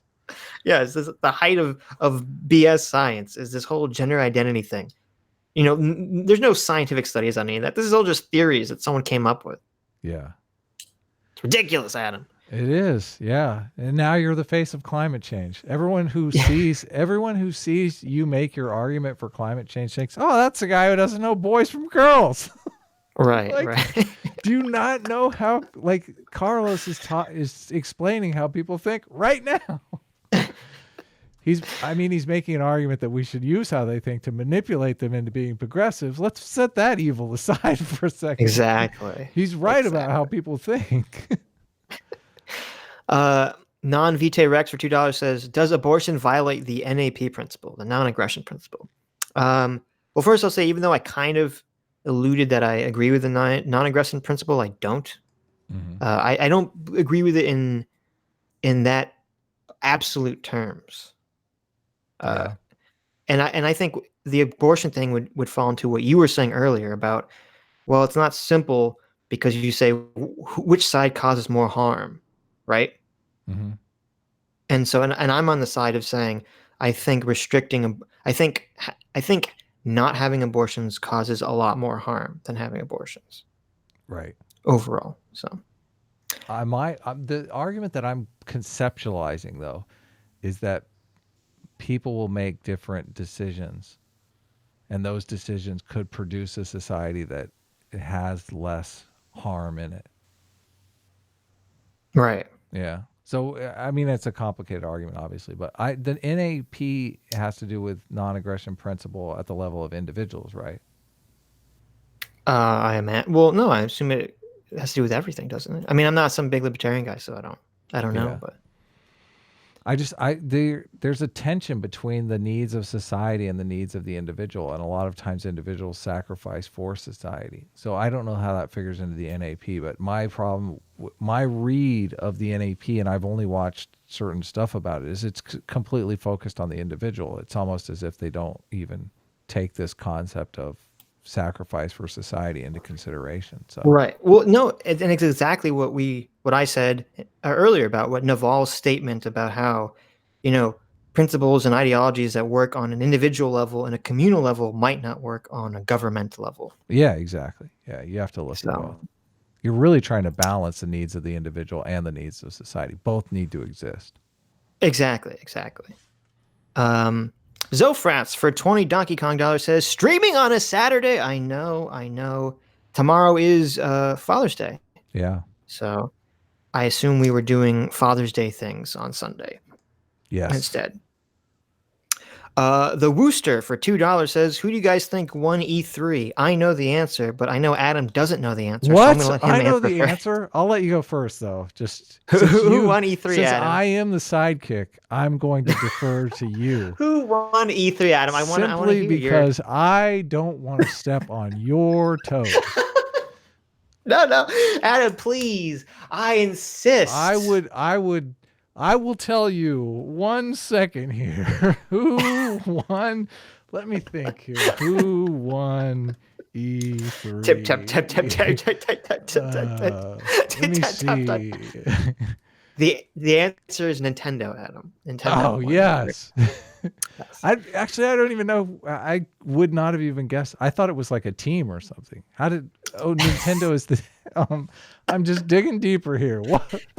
Nintendo won E3 because they had Banjo-Kazooie and Smash, Animal Crossing, the next Animal Crossing, and Zelda Breath of the Wild Part 2. So other normies that might be listening to this.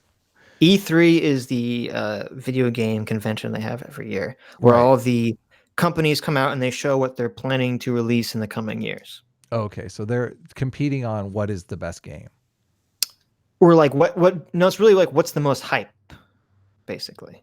Oh, okay. Who causes the most hype for their brand? What? And now corporations are just competing on their brand. Exactly. Like it's not even about an individual game. It's about. Well, you use individual games to hype your brand. Right. So who has the best collection of games, we might say, is the right. Like what criteria are they measuring? This is why I hate those dancing shows, because like whenever they talk about, who won, it's like so intangible. Well, I mean, I hate those dancing shows because I'm not a woman. Yeah. So. Well, you don't like dancing? Come on. Does your wife make you watch those?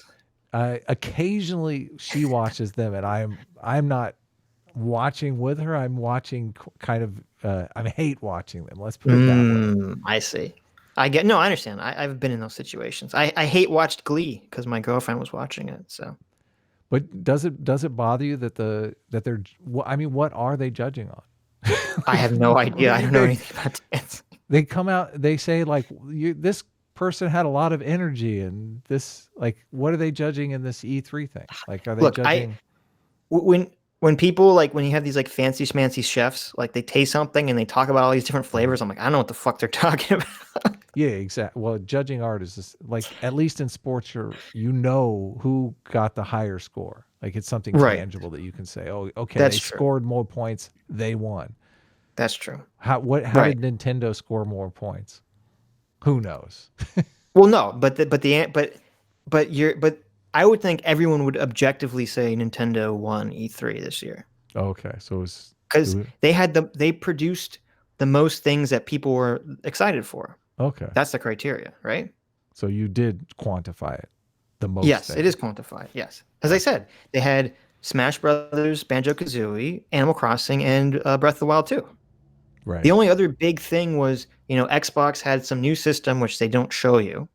They just say it's coming out. It's like, okay, who gives a shit? Oh yeah. And you had Final Fantasy VII Remake, which had hype, but wasn't enough.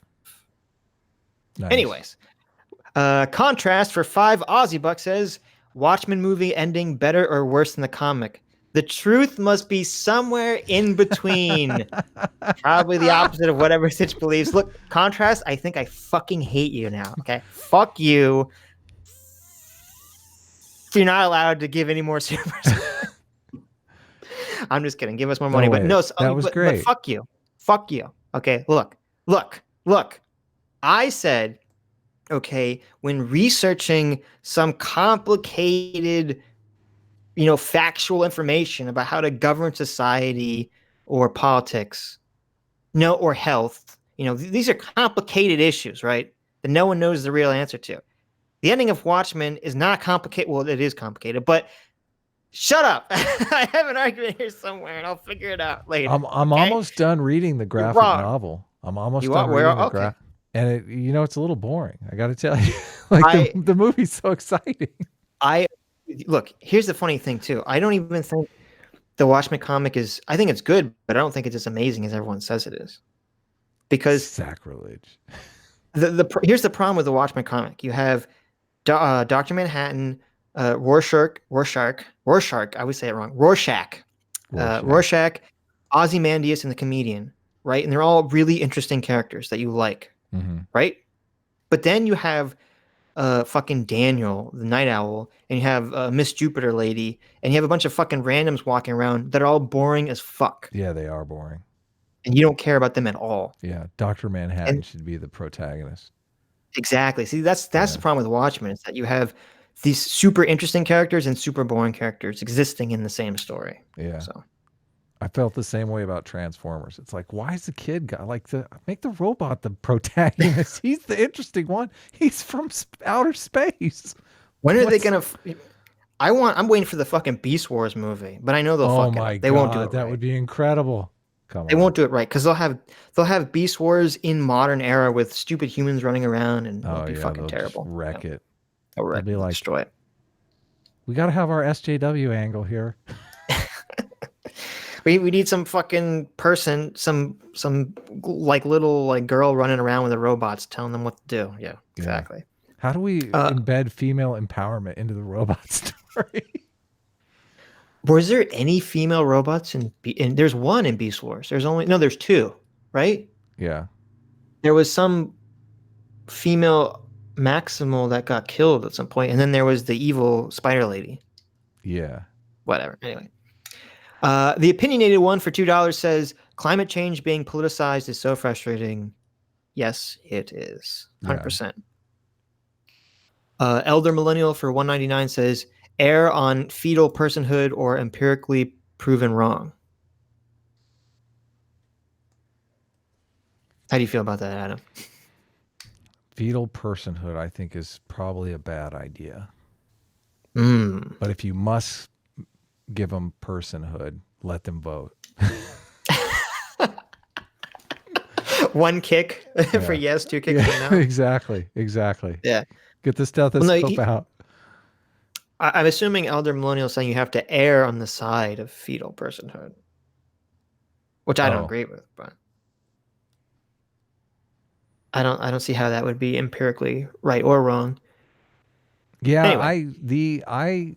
I mean, it's totally politicized. People want a certain outcome, and they're going off of their gut intuitions that I don't necessarily think are good factors. I have no problem with early abortion, but the thing is, like, it's got to be done quickly, and conservatives just are trying to stretch it out, so it's not done quickly. I thought that the morning after pill would kind of reduce abortions considerably. Has it? I don't know the stats. I would agree with you. I would assume it would. Yeah, I thought it would make it kind of irrelevant, but well, I guess there's always people just don't know, right? Well, I feel, the people that are having abortions as birth control, that bugs me, obviously, but well, wait a minute. When you say that, because we had this on a stream, and I said I didn't think people were using abortions as birth control, and some people took issue because I don't know if I had an unusual definition for that. So what do you mean when you say abortions for birth control?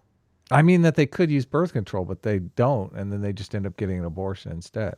Like, are you saying like people birth control? People who so you're saying people who specifically say I'm not going to use a condom or the pill because I can just get an abortion. Yeah. Well, I don't think they think like that. I think they're just like getting busy. They're like, screw it. This is fun. Let's go for it. And then someone ends up pregnant. They're like, I'll just get an abortion. Right. Eight abortions later, you're thinking, why isn't this girl on the pill? Like, I don't understand. Like, maybe it was difficult to get the pill. And there's those difficulties. But the reason why I brought it up was I think that the more perfected birth control is, and I think of the morning after pill as a type of birth control, like, then you're really just the only people having abortions are the people who are having abortions because there's medical problems. Like, and then you're talking about making those abortions illegal, which are the ones that are the most necessary. Come on. Because then you're talking about making the abortions illegal that are in the, for the life of the mother type situation. Right, right. Which I think we agree that those have to be legal and Yeah, safe obviously. and all that stuff. Yeah. Right. Doubt for $5 says, Maza, never question anything because you might believe falsehoods. Basically. You must obey the current order because I agree with it at this moment. It's hilarious that, I think that's an accurate depiction of kind of what he's arguing without realizing it. And it's funny because, like, that's what all these communist types say. And it's like, Carlos Maza is a communist. How could he make these arguments? How is that not like an argument in favor of the status quo? I mean, how do you have to be able to overturn the status quo? But I guess he would say that we've already overturned, like they want to talk about racism or they want to talk about slavery was okay, or which we've already overturned. That's the argument he would make. That's why they're so full of shit. That's why they're so disingenuous, because they're only taking this position because they see that the left has control of the culture, and they see, I can make my arguments in favor of communism without fear. Okay, there's no right-wing government. It's not like the 50s where you have where the government is literally saying you can't talk about communism. Right. Okay. If that was happening, all this nonsense wouldn't be all this censorship wouldn't be happening whatsoever. I think it's kind of awesome that they can make their arguments without fear, but I guess that's kind of what, like, he was making the communist arguments and Steven Crowder was kind of just destroying those arguments with facts and logic. Yeah, no, like, I'm 100% people should be able to make whatever arguments they want. People should be able to make arguments for communism. I think the alt-right is terrible, and I think the idea of an ethno-state is insane, but I think people should be allowed to make those arguments. I think so too. Right. Yeah. And it's funny because the Caleb Kane, the guy that everyone's holding up is like, it's the dangers of the alt-right pipeline. He even says the thing that got him out of that was not censorship, because it was hearing Destiny debate Lauren Southern. Yeah. That's what changed his mind, was hearing someone debate and destroy their argument. Like, if Destiny wasn't, if Lauren Southern or Stefan Manu, all these people got censored off YouTube after Caleb had seen them, do you think he would have ever changed his mind? He would have said, no, they're trying to hide secret wisdom. Yeah. Yeah, totally. He's been all for him.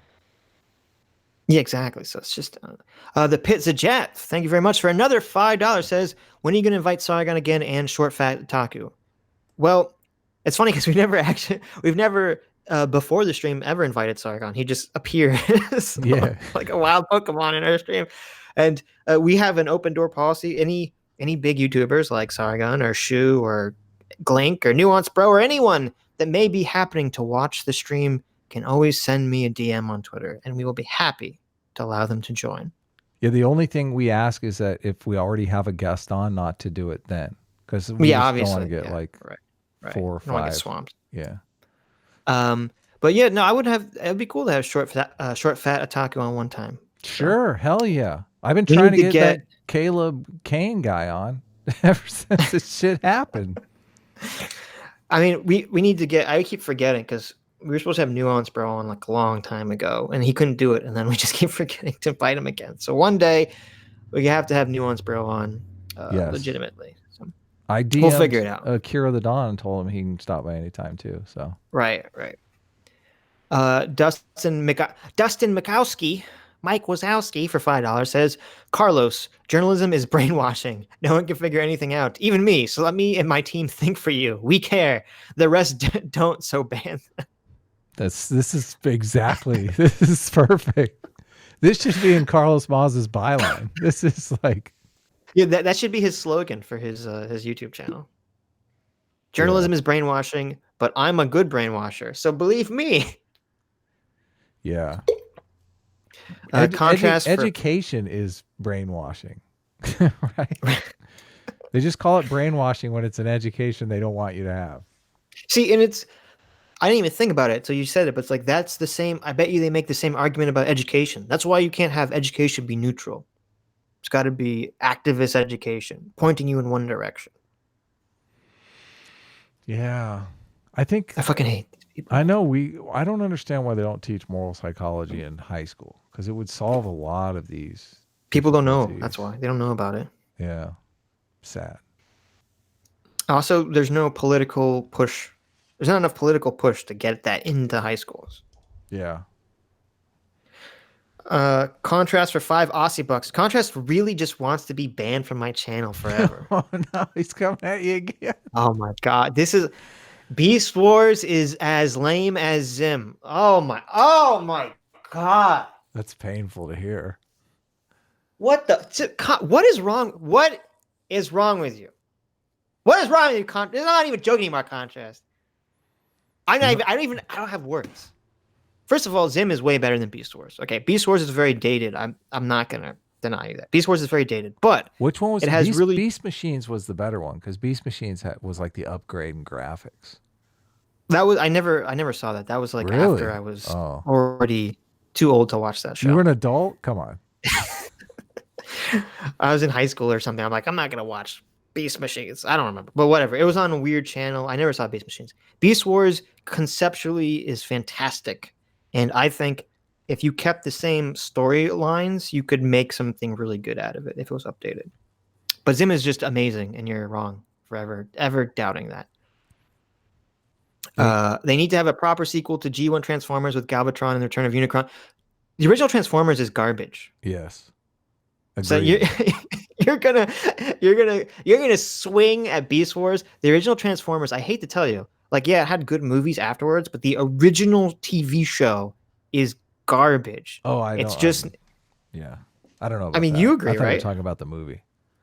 No. I'm talking about the cartoon. Yeah, I never watched the cartoon, so all those basic every cartoon that came out in that time period was crap. Like the original G.I. Joe, the original He-Man, all that stuff, the Smurfs, like all those shows that came out that time period were just trash. Okay, so don't you dare.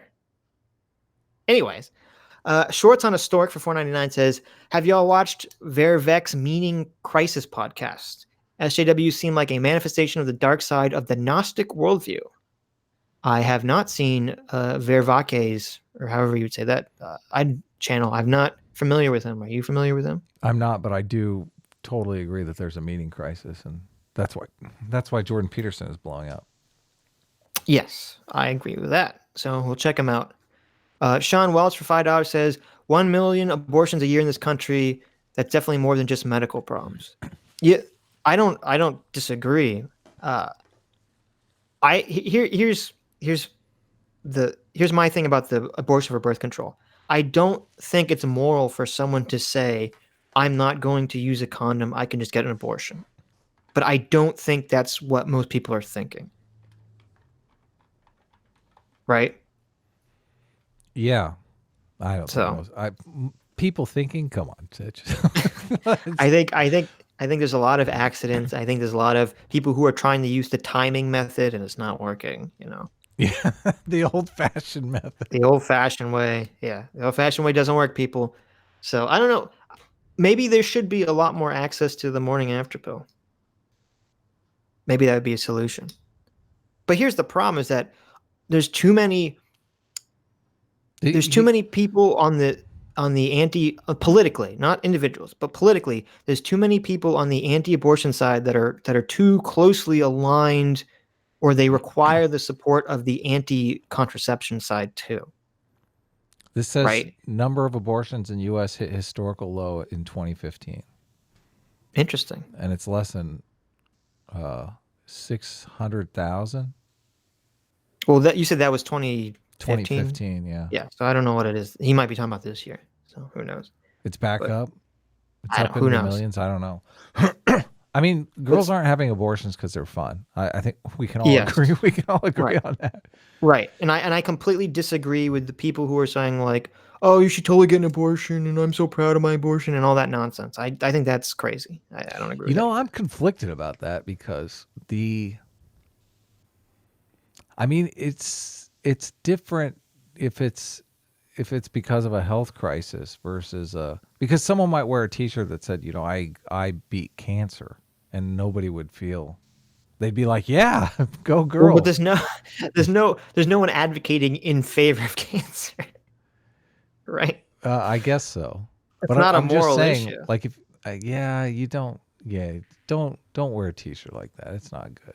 It's not good. Wear this T-shirt that says you beat cancer. Don't wear the T-shirt that says that you're proud you had an abortion. Yeah, exactly. My Right. baby tried to kill me, but I got him first. I'm proud. I like Right? that. I mean, that's kind of the scenario. Like, even if it's like if it's because of a health problem, the T-shirt should. Right. I mean, you need to elaborate here. We, like, what? Right. Anyway, the opinionated one for $2 says thoughts on Tim getting his Pinterest video censored. I think I tried to. Well, first of all, I think that's obviously very scary. That I don't remember, because I watched the video, but I wasn't like, I always listen to his stuff. I don't watch it, so I don't remember. Like, I don't even know what they're referring to, which would be a privacy violation in the video. Because it sounded like they were talking mostly about a company's behavior. They're talking about individuals. Mm-hmm. How is that a privacy violation? Yeah, I don't know the case of the Pinterest video. I'm not sure that I saw it. It was Project Veritas had some whistleblower who worked Insider. for Pinterest. I did see it. Yeah. Right, and they said that they were deranking certain anti-abortion pictures or something. They were labeling them as pornography or conspiracy theories or something. I forget. Right. They're definitely emotional arguments. I'll give them that much. Yeah, I mean, I'm definitely 100% against removing Project Veritas, even though I don't like them. I'm 100% against removing them and removing Tim's video from YouTube. I tried to listen. I need to sit down and actually focus on it. I tried to listen to the Project Veritas video, the actual one, the original one, and I kind of kept zoning out. So I couldn't make a judgment statement on what they were reporting. That guy's boring. It was pretty boring. He's totally boring. But yeah, I should pay attention to it so I can actually focus on the argument. The Wooster for $2 says, "Did you guys hear about ContraPoint's take on this?" I did not hear ContraPoint's take on this TED Talk, if that's what you're referring to. I did see her Twitter on Maza and her defending Maza, and I think that's crazy and ridiculous. Obviously. Has to. Well, does she? Because I mean, I guess she does. Because it was interesting. I want to do a video on this channel. Sam Cedar, or we could watch it. Sam Cedar has the most insane take ever on this situation. Like, if you had any respect for him, you would immediately lose it by watching this video. He called Jordan Peterson disciples or something like that. I don't like Sam Cedar. He came at us. He says Steven Crowder was advocating for people to beat up gay people. Yeah, and that he was advocating for violence. Wrong. Yeah, completely. And it's like, wrong. what? Yeah, like, what are you? That's such a that's such a stretch. It's such a reach. It was like, what are you talking about? Yeah. It's so crazy. And the reason he made the video is because Jimmy Dore, who I don't watch, but maybe I should start watching, came out and he said he completely shit all over Mazda for doing this. Oh yeah, Jimmy Dore's been like beating him. Yeah, because I watched the video where Jimmy Dore criticizing Maza, and he understands the writing on the wall. He knows what's going on. With Maza attacking all of YouTube. Yeah. And it was hilarious because in the same video where Sam Cedar's like, oh, you know, if we have to get demonetized to prevent violence against gay people, that's okay. You know, he's 100% going with he's saying all political content should be demonetized. And it's like, yeah, it's so easy for Sam Cedar to say that when they say in that video that like 90% of the funding from their show is not from YouTube. Yeah. It's from their own website where people donate and get membership and all that stuff. Yeah. Yeah. The YouTube delivery system though is, I mean, if they that's what Moz is after. He wants them to like cut him off the platform. Exactly. Well, that was a funny thing too, is that Sam Cedar wasn't even properly articulating Maz's argument. Yeah. Well, it's indefensible. That's why he doesn't want to articulate it correctly. Exactly. Caffeine Tweaker for 2 Canadians says, I'm late. Can you start again? I'm sorry, Caffeine. We cannot start again. Caffeine Tweaker did our killer thumbnail, by the way. Yes, that's right. That's right. Awesome. If you liked our cool thumbnail, Caffeine Tweaker drew it. Yeah. Very beautiful. Very beautiful. Though I did not, if you guys didn't know this, Caffeine Tweaker and some others are playing Dungeons and Dragons. And apparently they make all the NPCs me and Adam. And they just paste our faces like onto different bodies. And apparently I'm always a sexy lady. So I don't know what that means. But you guys can just absorb the image of my head on a sexy lady body. I was a scantily clad blacksmith in D&D. So let that percolate your dreams tonight. All you have to do is transition, man. You'd blow up. You'd have 1 million subs. Like, seriously. There you go. Just be your big year. Take the ContraPoints route. Gold play button. Be in the New York Times? You kidding me? Oh, I guess you couldn't be a centrist though. That'd be like. No, I'd have to take the Caleb route and say I was de-radicalized. I was radicalized by YouTube, and now ContraPoints show me the light. Yeah, you don't want to be an evil man anymore. Nope.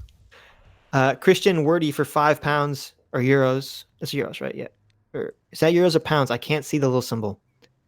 I don't mean to offend. I don't know the difference. If I'm saying it incorrectly, but pounds or euros for $5 says, so Destiny, maybe we should kill people like Lauren Southern. Convince Caleb. That's just sad. And yes, Destiny actually said that. That's crazy. I don't watch Destiny at all because I find him obnoxious and boring. But that's crazy if he actually said that. Yeah, I watch Destiny if he debates someone that I'm interested in. He did a debate yesterday with that Mr. Reagan guy. Who?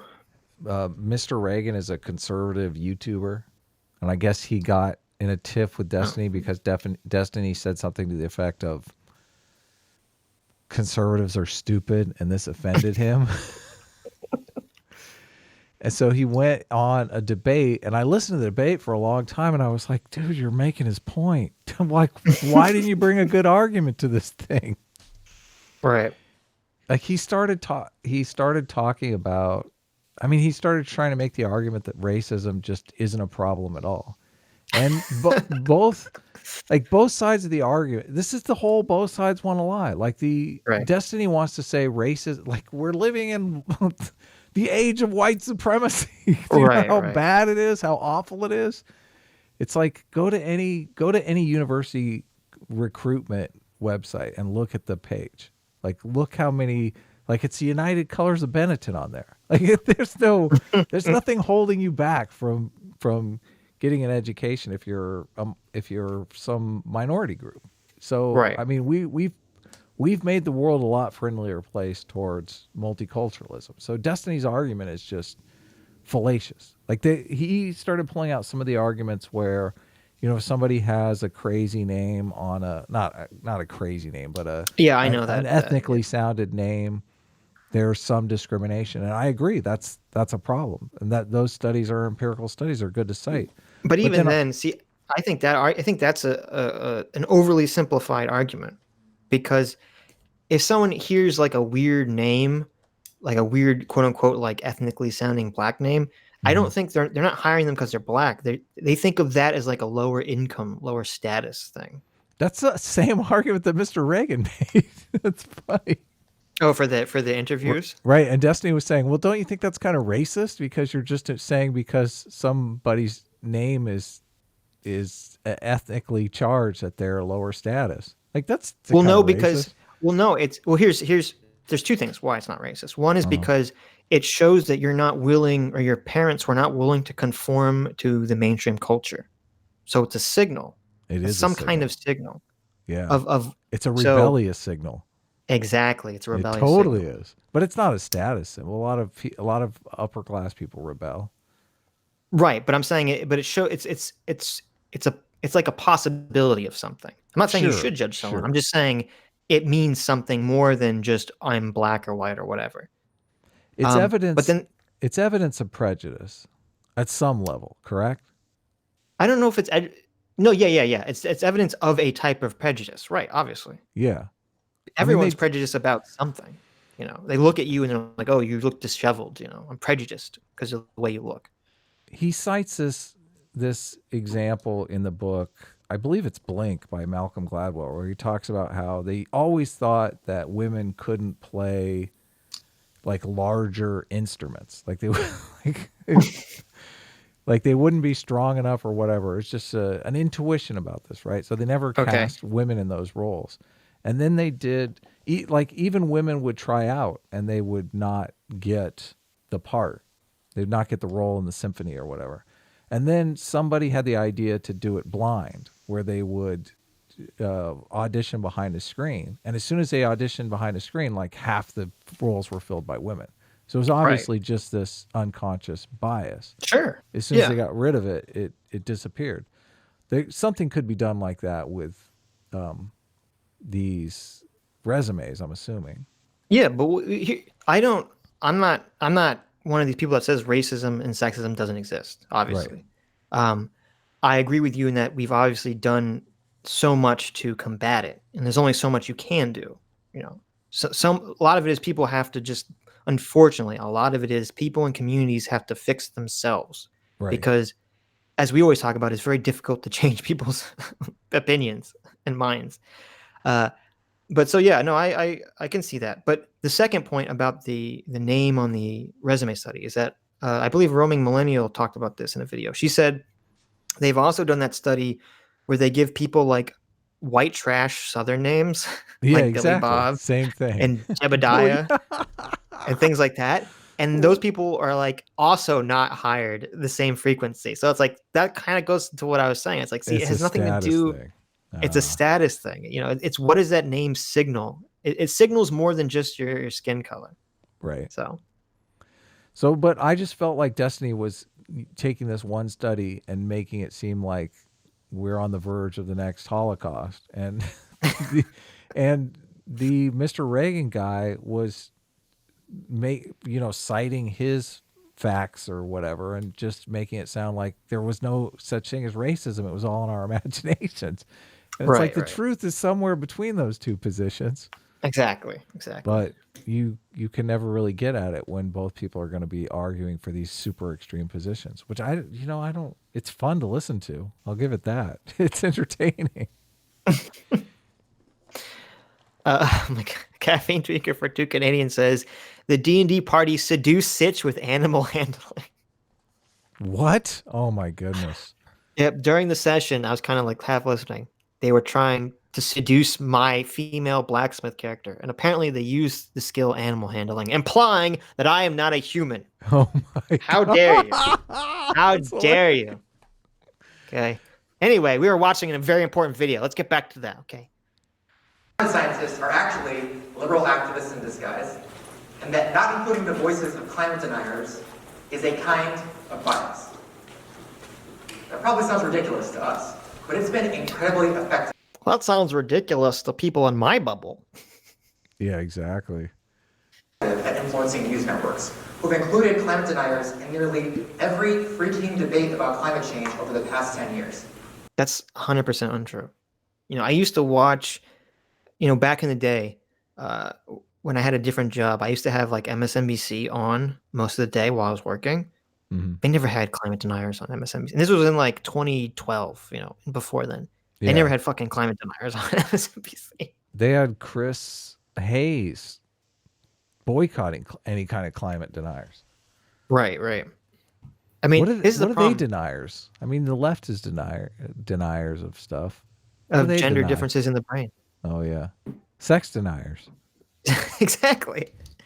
But it's this is what's obnoxious, too, is that he takes, like, one example, CNN, which, before Trump, they kind of tried to promote themselves as being a neutral network before Trump was president. So it's like, okay, he points at one example that does it poorly, and he's like, okay, so the whole concept of neutrality is out the window. We have to go be left-wing activists now. Yes. We're at war, Sitch. Come on.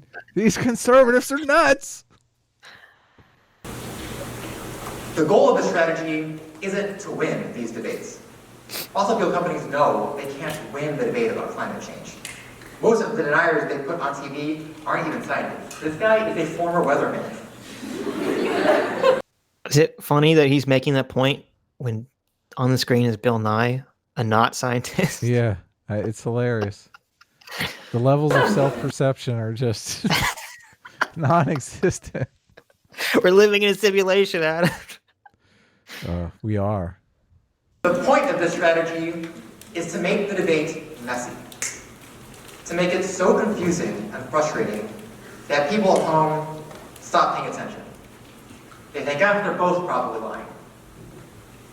So, yeah. So his they argument, both are lying. Yeah. So his argument is that, like, think of how he's framing this. He's framing it like they know the truth. They know that they can't win because the truth is not on their side, but they just want to, muddy the waters. Which I'm sure some people do that. But here's... Go ahead. Here's the thing. It's like when you listen to like people denying evolution, they don't have any arguments. They don't have any evidence to deny evolution. It's like all like 100%. Every shred of evidence is on the side of evolution. And the people that argue against evolution, they don't make scientific arguments for the most part. They make like supernatural arguments. But they're not trying to muddy the waters. They're not. They're like, teach the controversy. But you think they believe their side is correct though. Like he's making the argument that they know that they're incorrect and that their ultimate goal is just to muddy the waters. That's true. They believe they're right though. I mean, they don't believe. I mean, they have an argument. Like when Steven Crowder makes videos debunking Maza on communism, he's saying, here's the counter arguments. He's not saying you've won the debate and I'm just trying to confuse people. Well, when it comes to climate change, I don't think the energy companies care whether they're right or wrong. They're just looking out for a short-term interest. Yeah. So the smoking thing, I mean, they did the smoking thing. They were like, we need scientific evidence that what we're doing is not hurting people. Let's pay you to do it. Right. That's more of a clear-cut case, but with the climate change thing, I mean, I think it's hard for me to think that the people who stand to gain from fossil fuels don't care about their kids. Like they would think, okay, like they would have the Scott Adams approach. They think scientifically we'll figure it out along the way. Like it pays them to have that leap of faith, but they don't believe the same thing that AOC believes. Like if they believed what AOC believes, they would make changes, I think.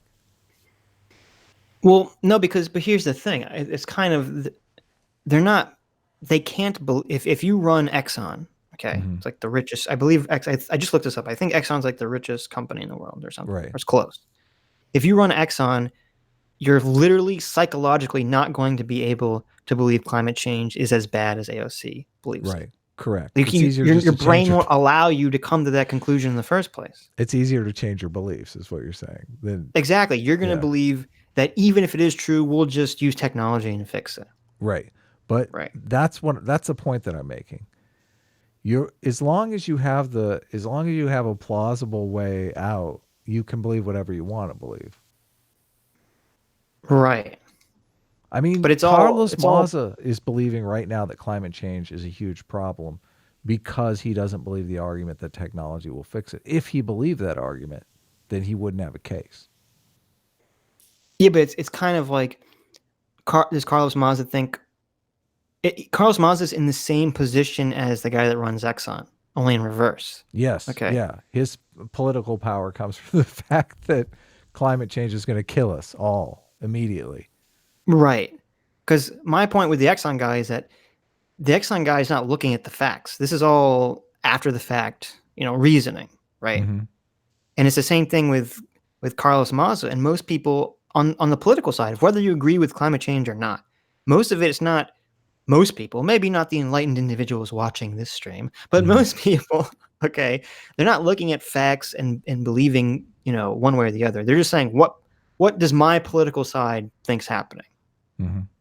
And that's what they believe. So it's all bullshit, after the facts, team play, tribalism anyway. Yeah, tribalism. Or worse, they default to whatever their political party tells them to believe about this issue. Exactly. You see a bunch of fringe groups using this same exact strategy now. Anti-vaxxers, flat earthers, lunatics on YouTube, they all make... He's talking about us. Talking about us. Hey, bud, our audio is much better than yours, so I think you should think about that. You know, it's so weird that he like, the big concern we have to worry about is flat earthers. Like, what harm to the community does flat earth cost anybody? Yeah, they're helping us. You know how much entertainment the flat earthers deliver?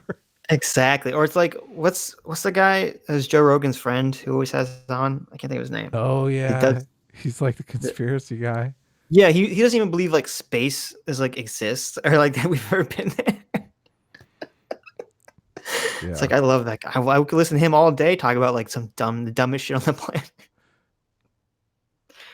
The same exact demand. But see, this is what disgusts me so much, is that they tried. You can see how their tactic. You know, once they got Alex Jones banned because, you know, they kind of labeled him with the Sandy Hook conspiracy.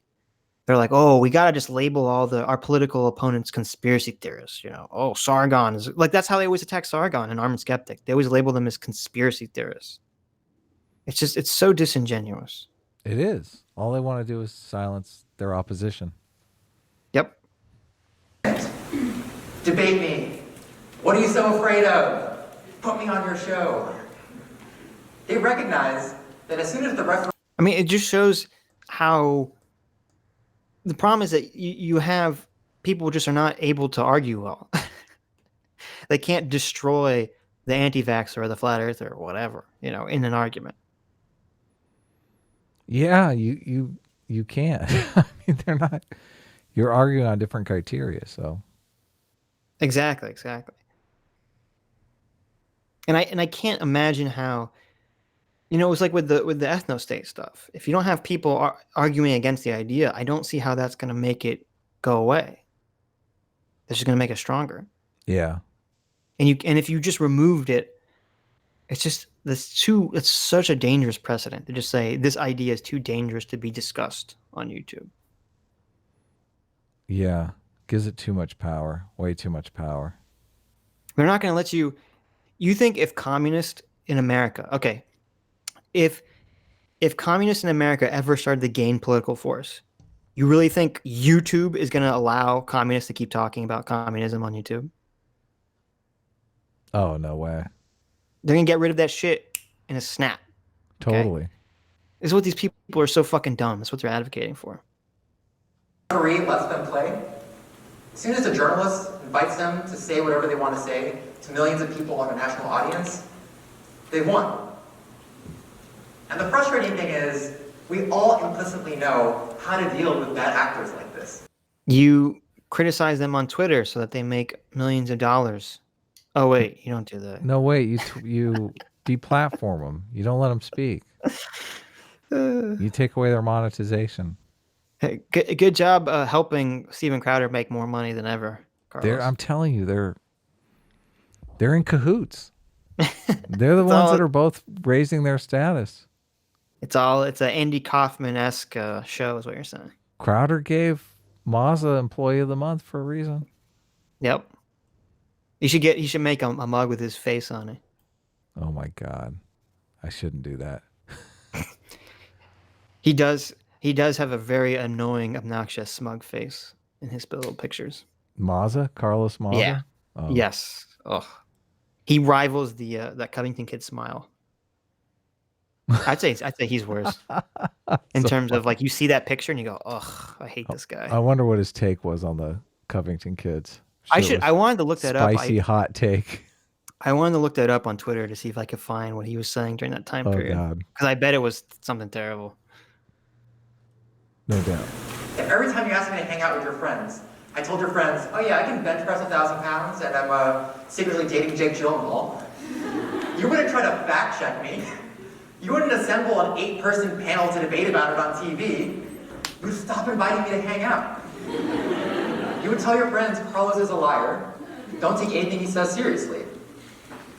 You would recognize rightly that even engaging in what I was saying would be rewarding bad behavior, incentivizing me to tell. Oh my God. He doesn't get the difference between facts and values, does he? Like he doesn't. No. He thinks if you don't recite progressive values, then you are lying. Like progressive values are facts. That's exactly his mindset. He's so in the bubble. He thinks that progressives have all the right facts and conservatives are all liars or ignorant. Yep. Yes. And this is the man that we should control, that we should trust to have authoritarian control over who's allowed to say what. Yeah. Tell you more lies. And you'd be right. But that's a judgment call that most news networks are terrified to make. The idea of blacklisting an entire political position, a political party, of calling someone a liar is anathema to news networks that are terrified. This is so not true. I wonder why. But it's not even true.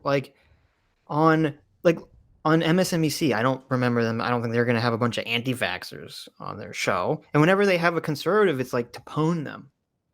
Anti-vaxxers are talking about a tangible position, though. Yes, that's true. That's true.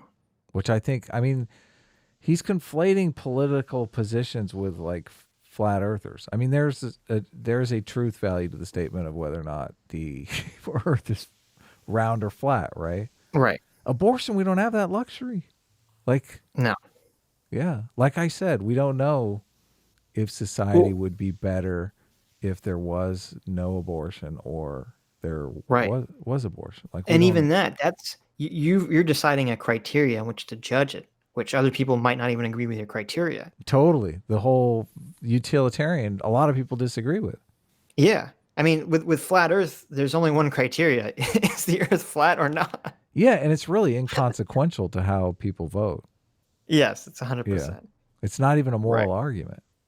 No, it's not not at all. But it's I don't know. It's just, but he's not even, he's completely strawmanning reality itself. Yeah, big time.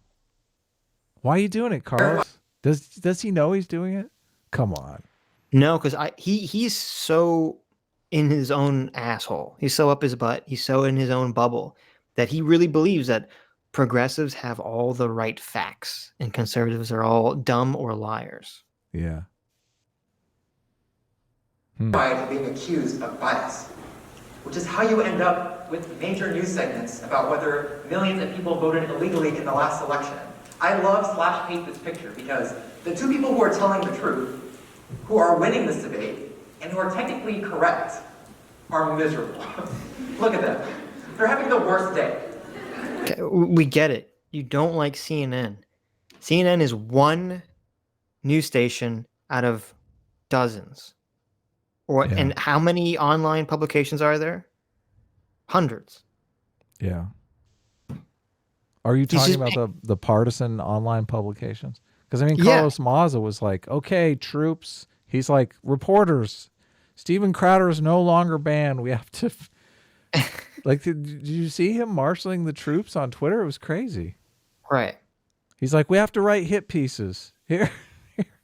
Email me for the talking points. It's like, what? Right. Why are you bitching about Fox News? That's and doing the exact same thing. And CNN isn't even impartial or neutral either. It's all a facade. Well, and the election results are, we're talking about something that we could factually gain the truth on. Right. Yeah. It's another flat earth. It's another science versus values. The woman who is lying, who is objectively losing this debate in terms of facts, is thrilled to be on TV. He says she's lying. I don't know that she is lying.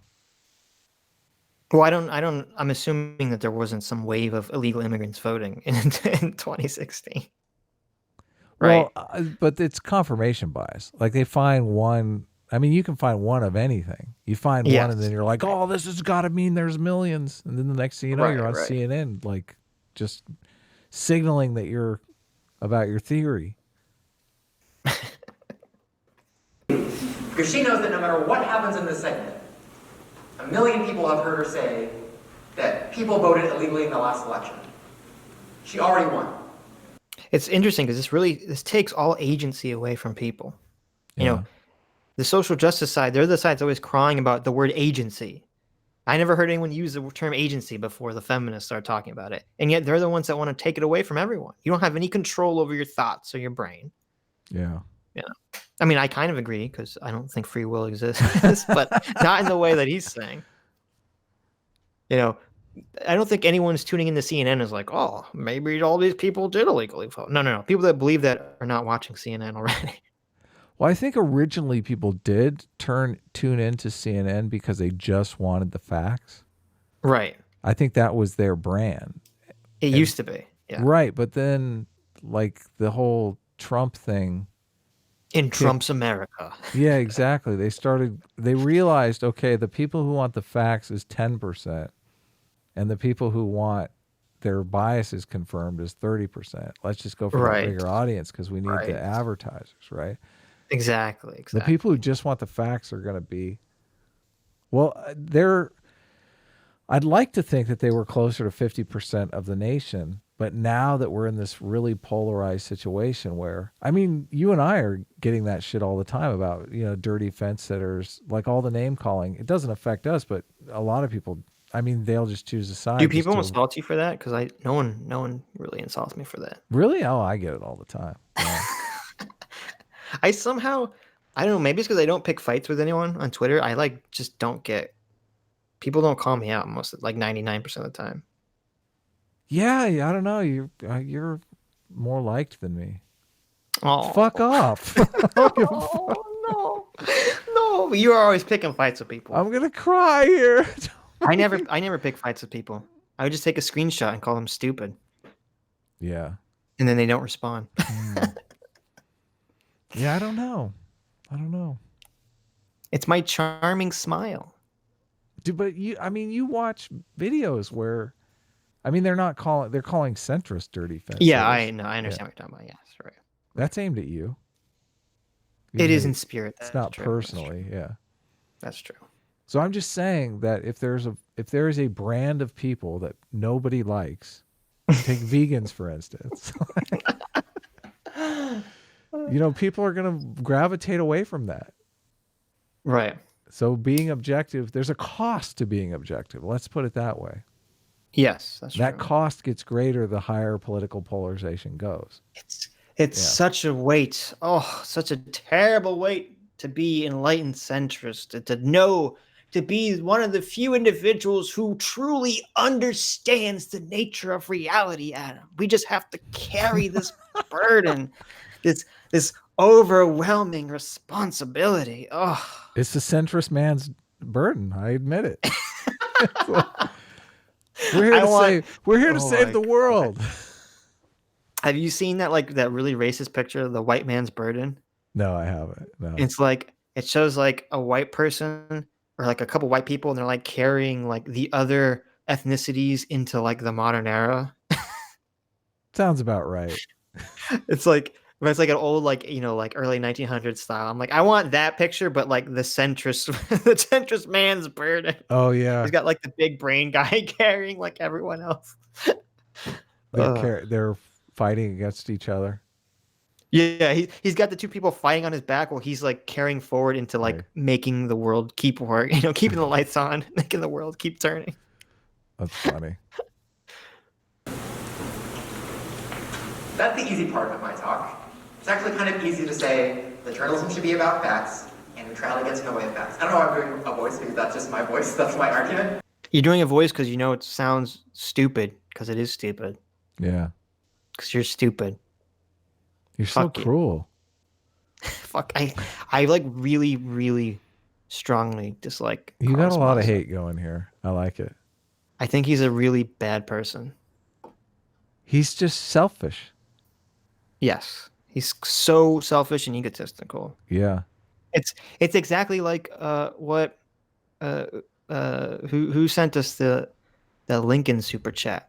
Helster Anon.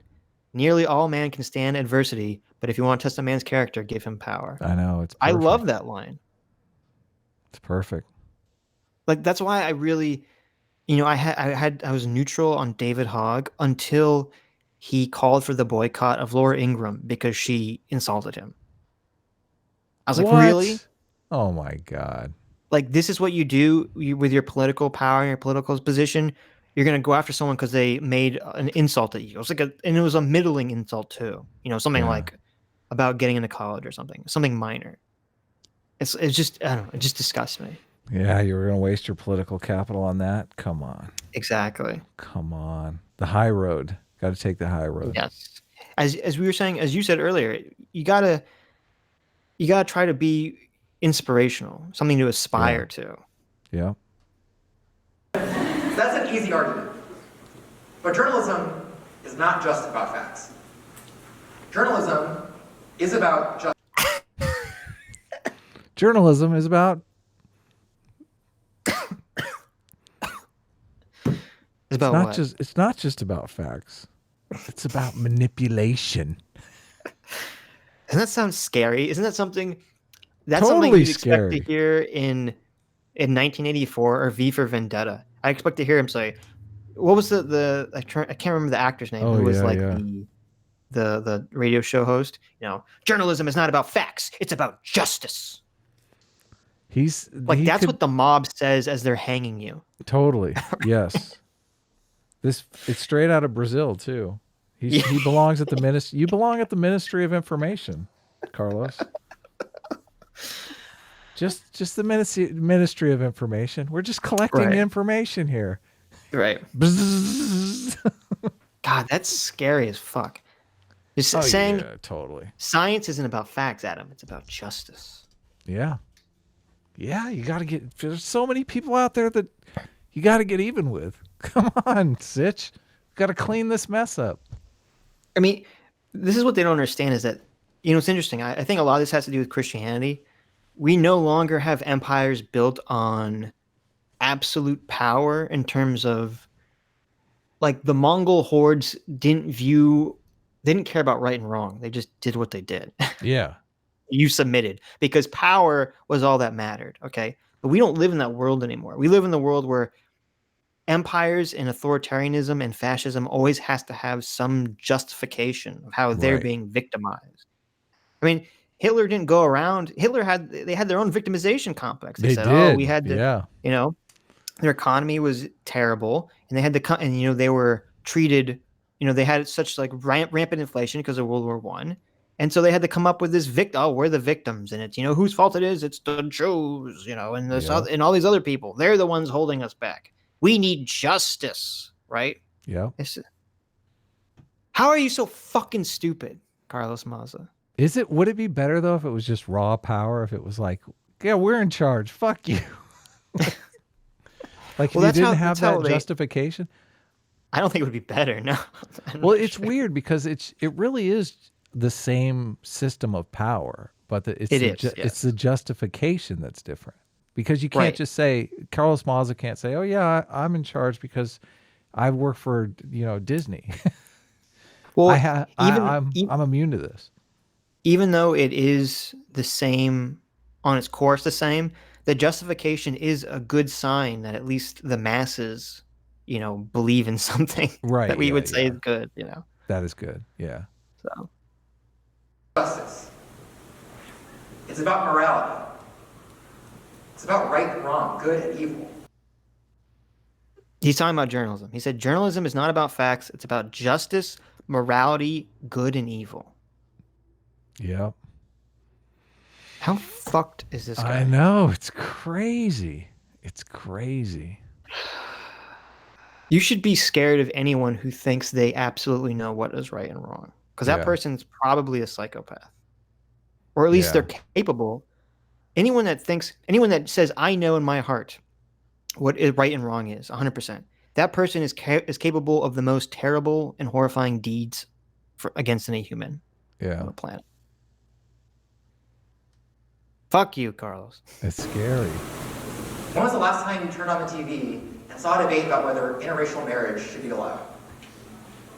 When was the last time you opened a newspaper? Yeah, but wait a minute. This is because people's minds were changed. It's not because they said, "Oh, you just can't talk about it anymore." Yeah, I don't think that not talking about it anymore route would have worked. Exactly. It's easy. It's so easy when your side has the power, to advocate for this strategy. When interracial marriage was illegal, was Carlos Maza going to go back in time and say, well, we should just not allow people to talk about what they already believe? Yeah. Yeah. It's devastating. Like you can't facilitate change if you take this attitude. He's saying that we should free society right where it is right now. And here, let me make all the rules of where society is. It's interesting. It's kind of like, that's almost like the stereotypical conservative argument. Like, we just need to free society at this moment, and you're not allowed to talk about it. Yeah. I saw an article weighing the pros and cons of putting gay people in prison. It's not like there's no debate about these things. About 20% of Americans still think interracial marriage is wrong. I don't know where you get that number from. I just read the statistics off. Yeah. Everyone was, in 2015, everyone was under 20. Blacks were the highest against it. Well, you just said 20, he said 20% of Americans still believe interracial marriage is wrong. I wonder if he knows that they're all black. He knows even then, all black people. They weren't 20, it was 14, if I recall correctly. Okay, well. Yeah, but still, it's the highest, which is funny. Well, I wonder what that percentage is, like if 20% of Americans feel, I wonder if it's like if 50% of that 20% is black. Oh, I see what you're saying. Yeah. I don't know the math. Could that be possible? If each racial group breaks down to be less than 20%, could the total be more than 20%? I guess, right? Well, I don't know where he's getting his statistics, but it would be interesting to see. I mean, I don't know. A shocking number of states still have unconstitutional anti-sodomy laws. But see, this is why he's an idiot, because there's always a chance that the pendulum will swing back in the other direction. Yeah. That's why you need to have these systems that exist that say, no, you can talk about whatever you want and you won't be censored. Yeah. Like, these people are so naive and stupid, or they're just so, they don't give a shit because they're just focused on power. Maybe they just don't. They're willing to tear down all the structures and erect their authoritarian guidelines, assuming that it will never change after them. Don't you think he's just playing to the audience? That there's at some level he's just saying, if I say this, people will like it. Maybe, I don't know. It's because to me this sounds like a very, like, he sat down and tried to after the fact rationalize something away from neutrality. Is what this sounds like to me. Right. He said, I don't like this neutrality. I don't like Fox News. I need to justify being an ideologue. Let me rationalize it. Laws on the books. The reason you don't see these debates is because at some point, news networks decided it was unethical to even talk about this. No, that's not. You have these debates because only people on the fringes believe it. Yeah, no one's interested. They don't No sell one's interested. ads. Exactly. No one cares. Yeah. Anymore. That having the debate, inviting the audience. And also, this is like, I mean, you could make this insane argument about anything. You could say, that's what I was thinking. People aren't arguing about whether cannibalism is right on TV. It's like, okay. It's like, right. Society has deemed that cannibalism is wrong overwhelmingly. That's fine. Okay. Yes. But we're not talking about the cases in which society has overwhelmingly deemed something as wrong. We're talking about the cases in which people are split. Society is very contentious. Yeah. Like it's almost 50-50. Exactly. Yeah. Right. But they're trying to put the abortion debate is perfect because it is nearly 50-50. But them deplatforming the other side is their way of like winning the debate, which is just like, but that doesn't change the functional disagreement. in society. Like, that disagreement needs to be resolved. How can you make the argument that you're resolving the disagreement just by people not hearing it? Because I don't, that doesn't make any sense to me. Right. Well, it's like the footloose strategy, you know. You know, you gotta just prevent them from doing the deed. That's what will save the kids. If we don't talk about sex, kids won't engage in underage sex. Abstinence basically. only? Is that what you're saying? Yes, abstinent. It's it. Who would have thought in the year 2019 that liberals would be advocating for abstinence only? Yeah. You know, I think you're 100% right about the abortion debate is the perfect example, because you ask any of these people, you say, okay, Carlos, should people be allowed to debate abortion? Should people that are pro-life be able to make an argument? No, we know pro-choice is the moral position, Sitch.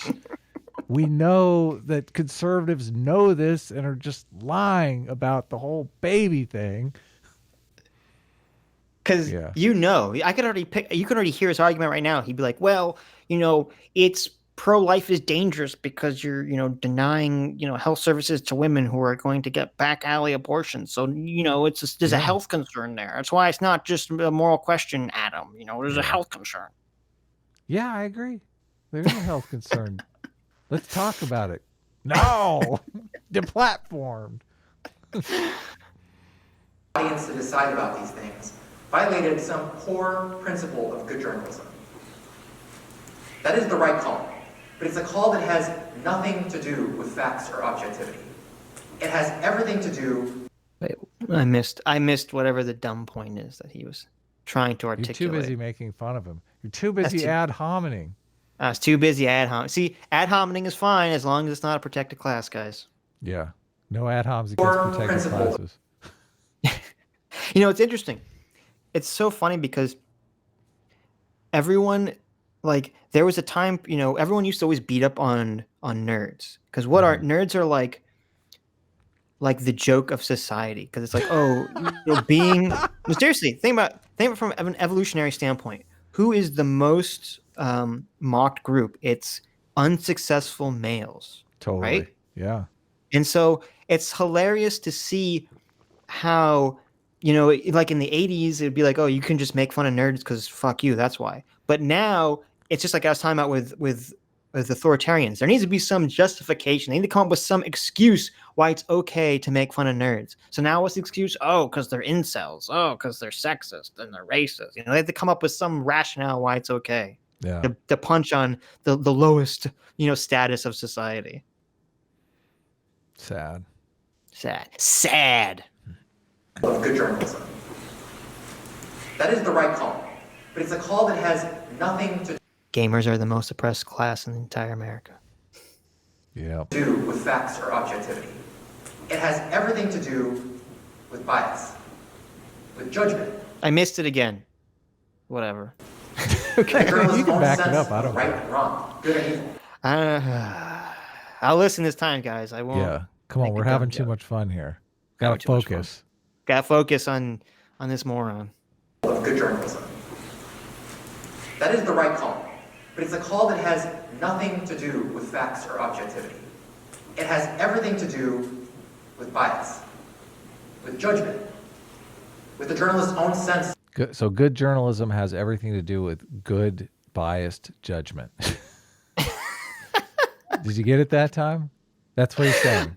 That's why I kept backing up, because I'm like, what is, he can't be actually saying that. It's illogical, but let's dive into this. Let's hear more. Of right and wrong, good and evil. And journalists make calls like this all the time. If you're writing a piece about the baker who refused to serve a gay couple, is your headline about the baker's religious beliefs or the couple's humiliation? So this is hilarious, because it's like the, everyone's doing it so I can do it too approach. Yeah, it is. Totally. That's the argument he's making. Yeah. Everyone is stealing cookies from the cookie jar, so I should be allowed to do it too.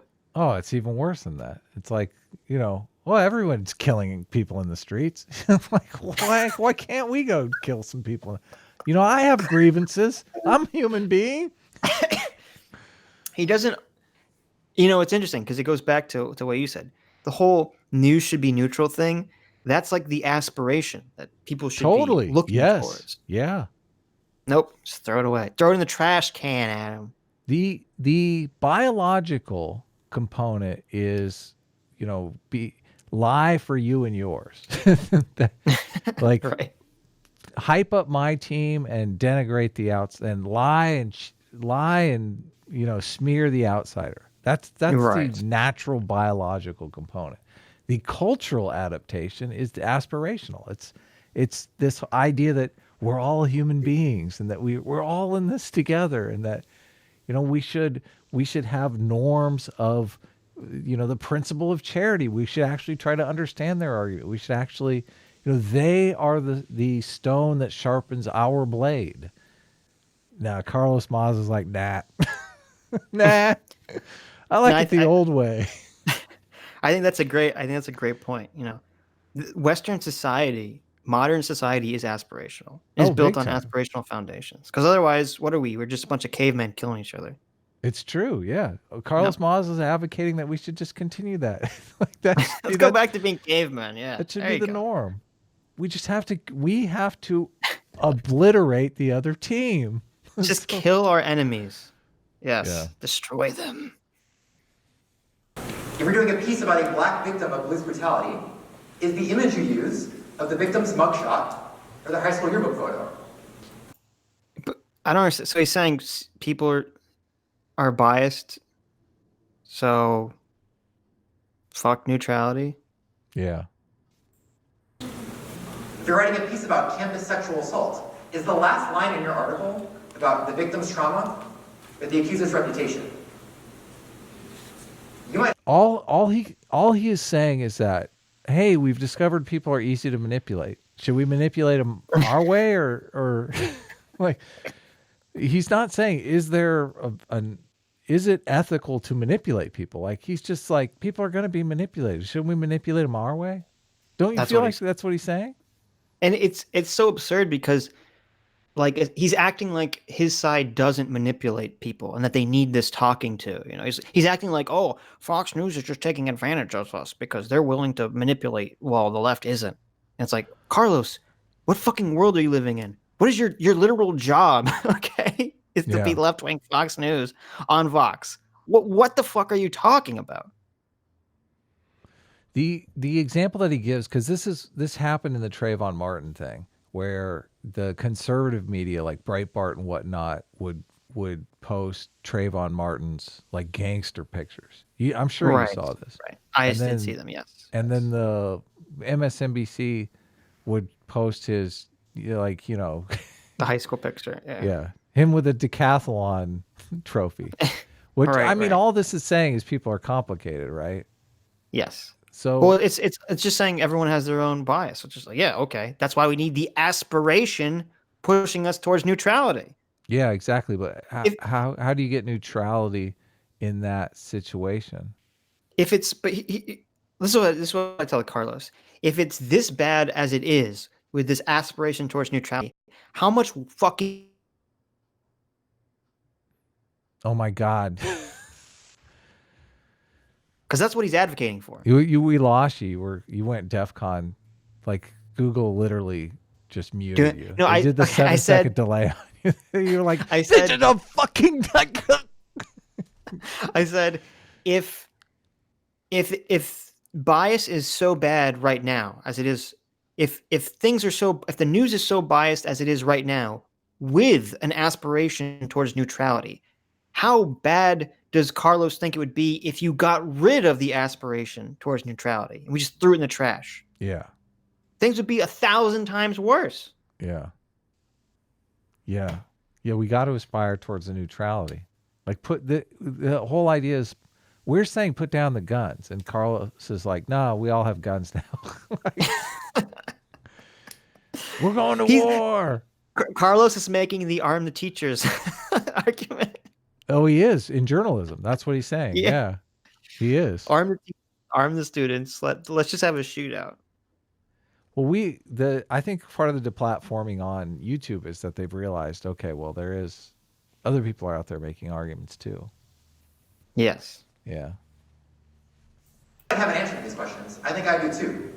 But the point is that those answers have nothing to do with facts. They have to do with our own internal judgments about right and wrong. And there is no neutral way to answer those questions. In 2009, NPR's ombudsman defended the LA's decision to not use the word torture to describe waterboarding, arguing that the word torture was loaded with social and political implications, and that NPR's job was to present their listeners with all perspectives. This January, NBC sent a memo to its reporters asking them to not use the word racist. So wait a minute, going back to NPR. I mean, NPR is obviously very left-leaning. No one's going to deny that. Yes. But you would hope that if there's one source of news that should be neutral, shouldn't it be the one funded by the fucking government? Definitely. And I can think of two people who would argue that NPR is not neutral or is neutral. Who? Or is not left-leaning. Destiny. Who besides Carlos? And Hassan Piker, because I've heard them argue both. God. I heard them argue that in a debate with Sargon, and the look on Sargon's face is priceless.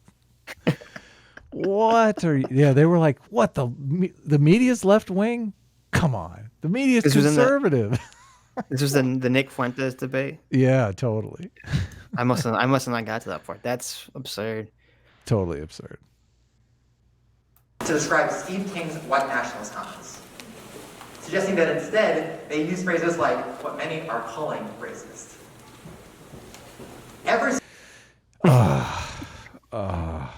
The media is not even allowed to use their implication. They just got to flat out call you racist. Yeah, exactly. He's advocating that the media is able to call anybody racist for anything they just like. How subjective is the term racist? Right. And how objectively does that just destroy people's career? Oh, so awful. That's evil. That's totally evil. Mm-hmm. Every single night in this country, we debate the humanity of trans people and immigrants and Muslims. See, nobody's debating their humanity. God. Yeah, exactly. This is what's so despicable about this. This is so disgusting, okay? Because how he twists this fucking argument. Oh, you're debating the humanity. No one's... well, I'm sure there's some fucking crazy people out there, but most people are not debating anyone's fucking humanity. I don't even know that the crazy people are debating their humanity. Like, I'm sure they're not saying that they're inhuman. I'm sure there's someone out there somewhere. Yeah, but yeah, it's a fringe argument. Yeah. But see, that's why this tactic is so... That's why everything he's advocating for is so dangerous. Because you can so easily just twist something around into this pro-justice argument. Like, oh, you can't say that having gender dysphoria is a mental illness because you're arguing against the humanity of trans people. I know, it's so evil. The argument that I make is a utilitarian argument. I made it before about the number of people who are falling for this social contagion versus the number of people who legitimately have gender dysphoria. That's a completely rational argument, but according to Carlos Maza, we can't even try to get those numbers without arguing against people's humanity. It's like, what about the humanity of all those kids that are getting false positives?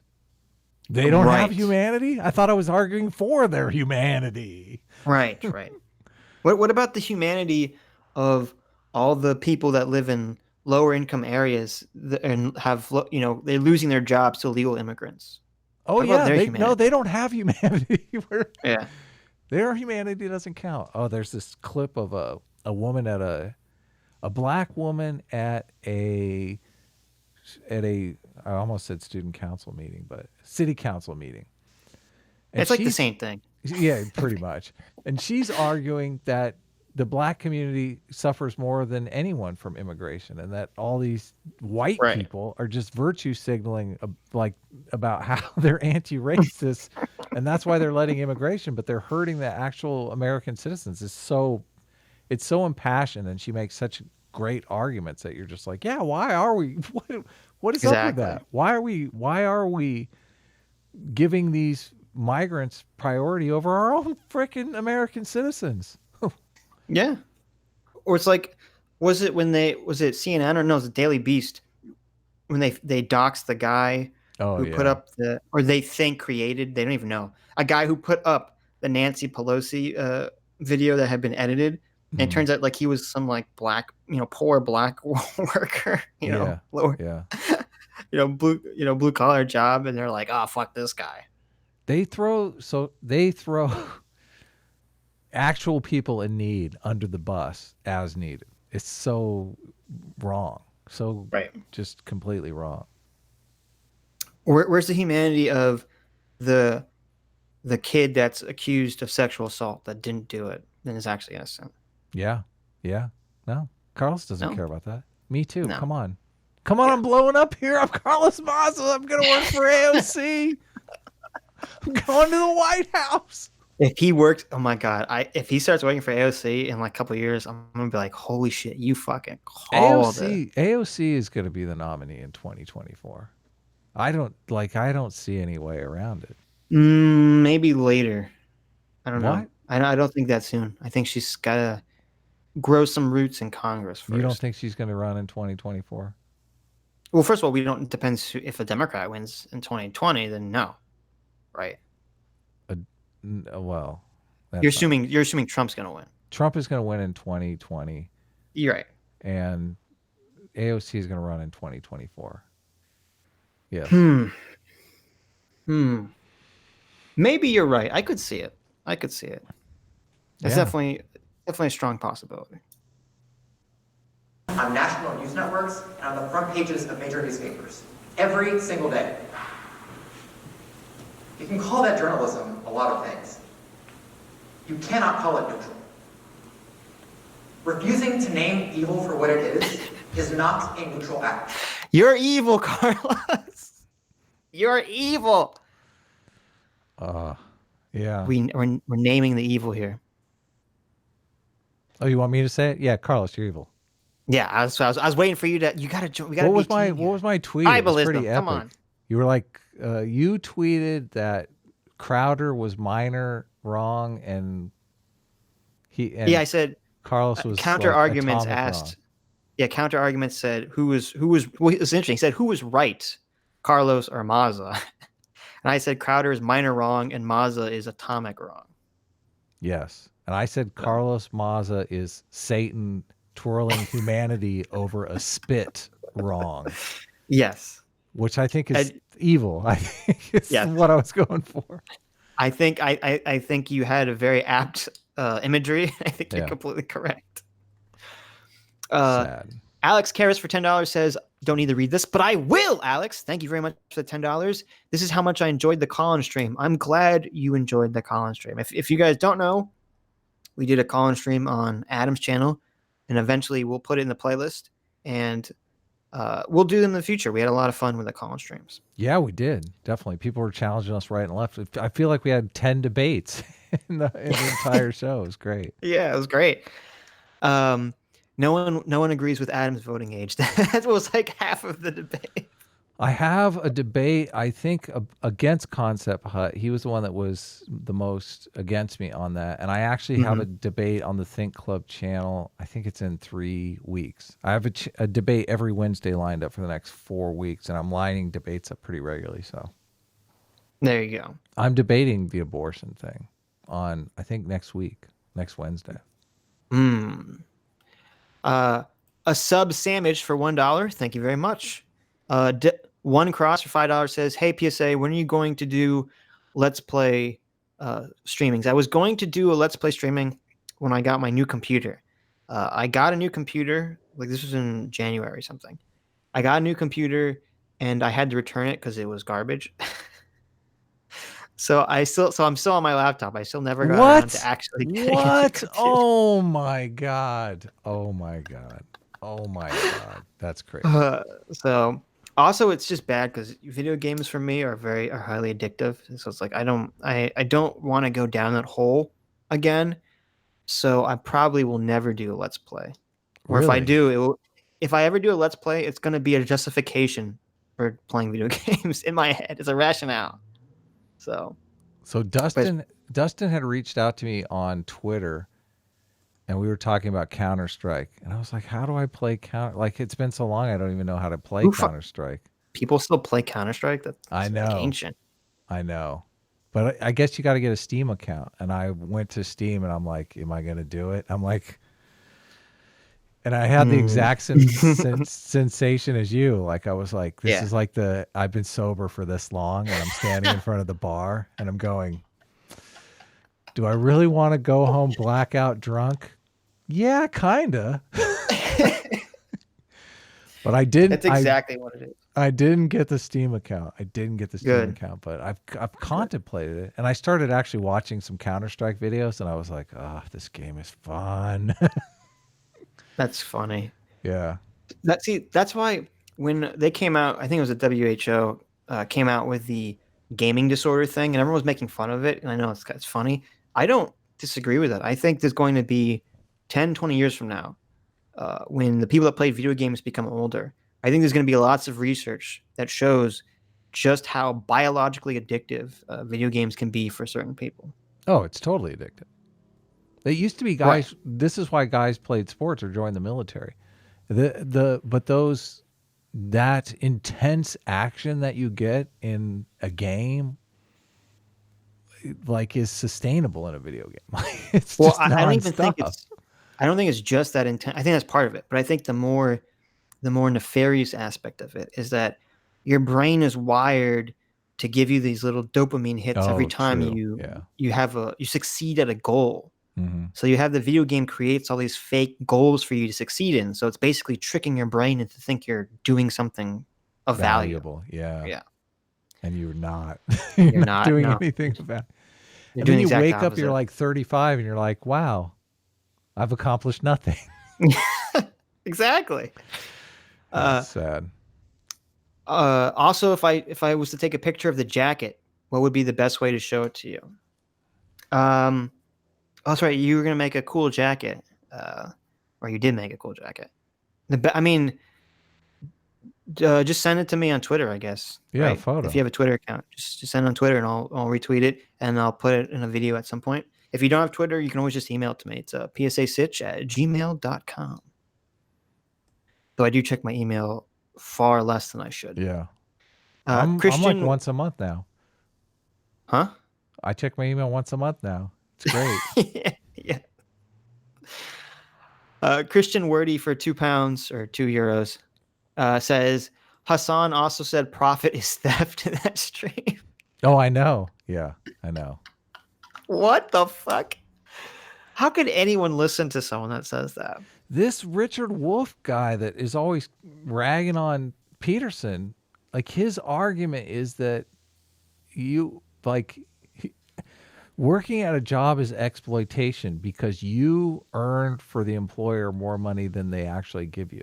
And I'm thinking, does this guy not know how time works? Like, does he not know how investments work? Do you realize that, like, you make a product that employer is going to sell? Well, what happens if the market changes overnight and those products never sell? Like, there's all these risks involved in business that his theory doesn't account for one bit.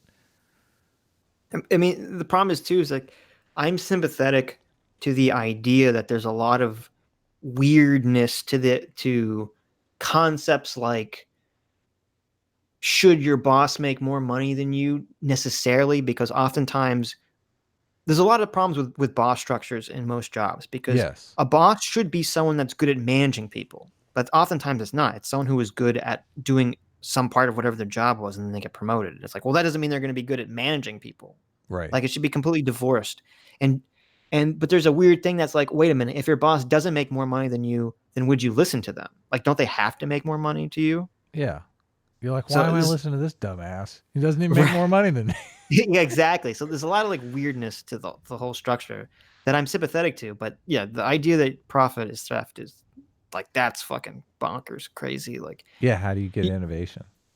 Yeah, how do you get? That's like, okay, yeah. Once we have the Star Trek replicators, you can get rid of profit. Okay, until then, let's calm the fuck down. Okay. I love how they say too, it's just a standard conservative argument. Like, that somehow makes it invalid because it's like a conservative argument.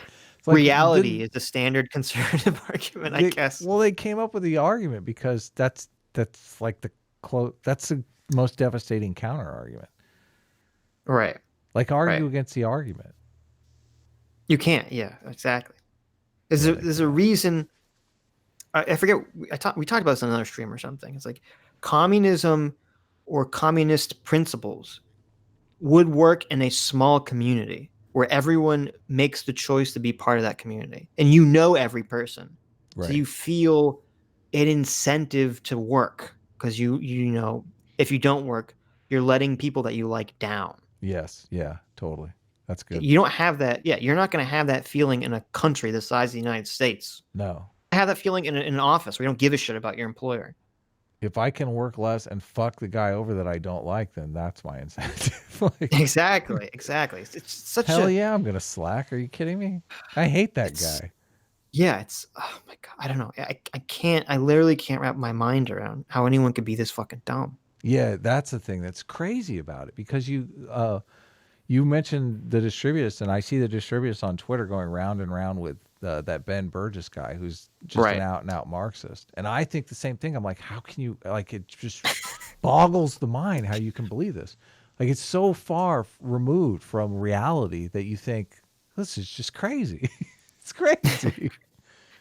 Yeah. Well, I can only imagine that they're just so emotionally blinded. You know, they have such a strong emotional feeling to something that just blinds all logic and intelligence, right out of the brain. So, Shorts on a Stork for $4.99 says Carlos has weaponized millennial hyperbolic moral rhetoric. That's where he gets his plausible deniability.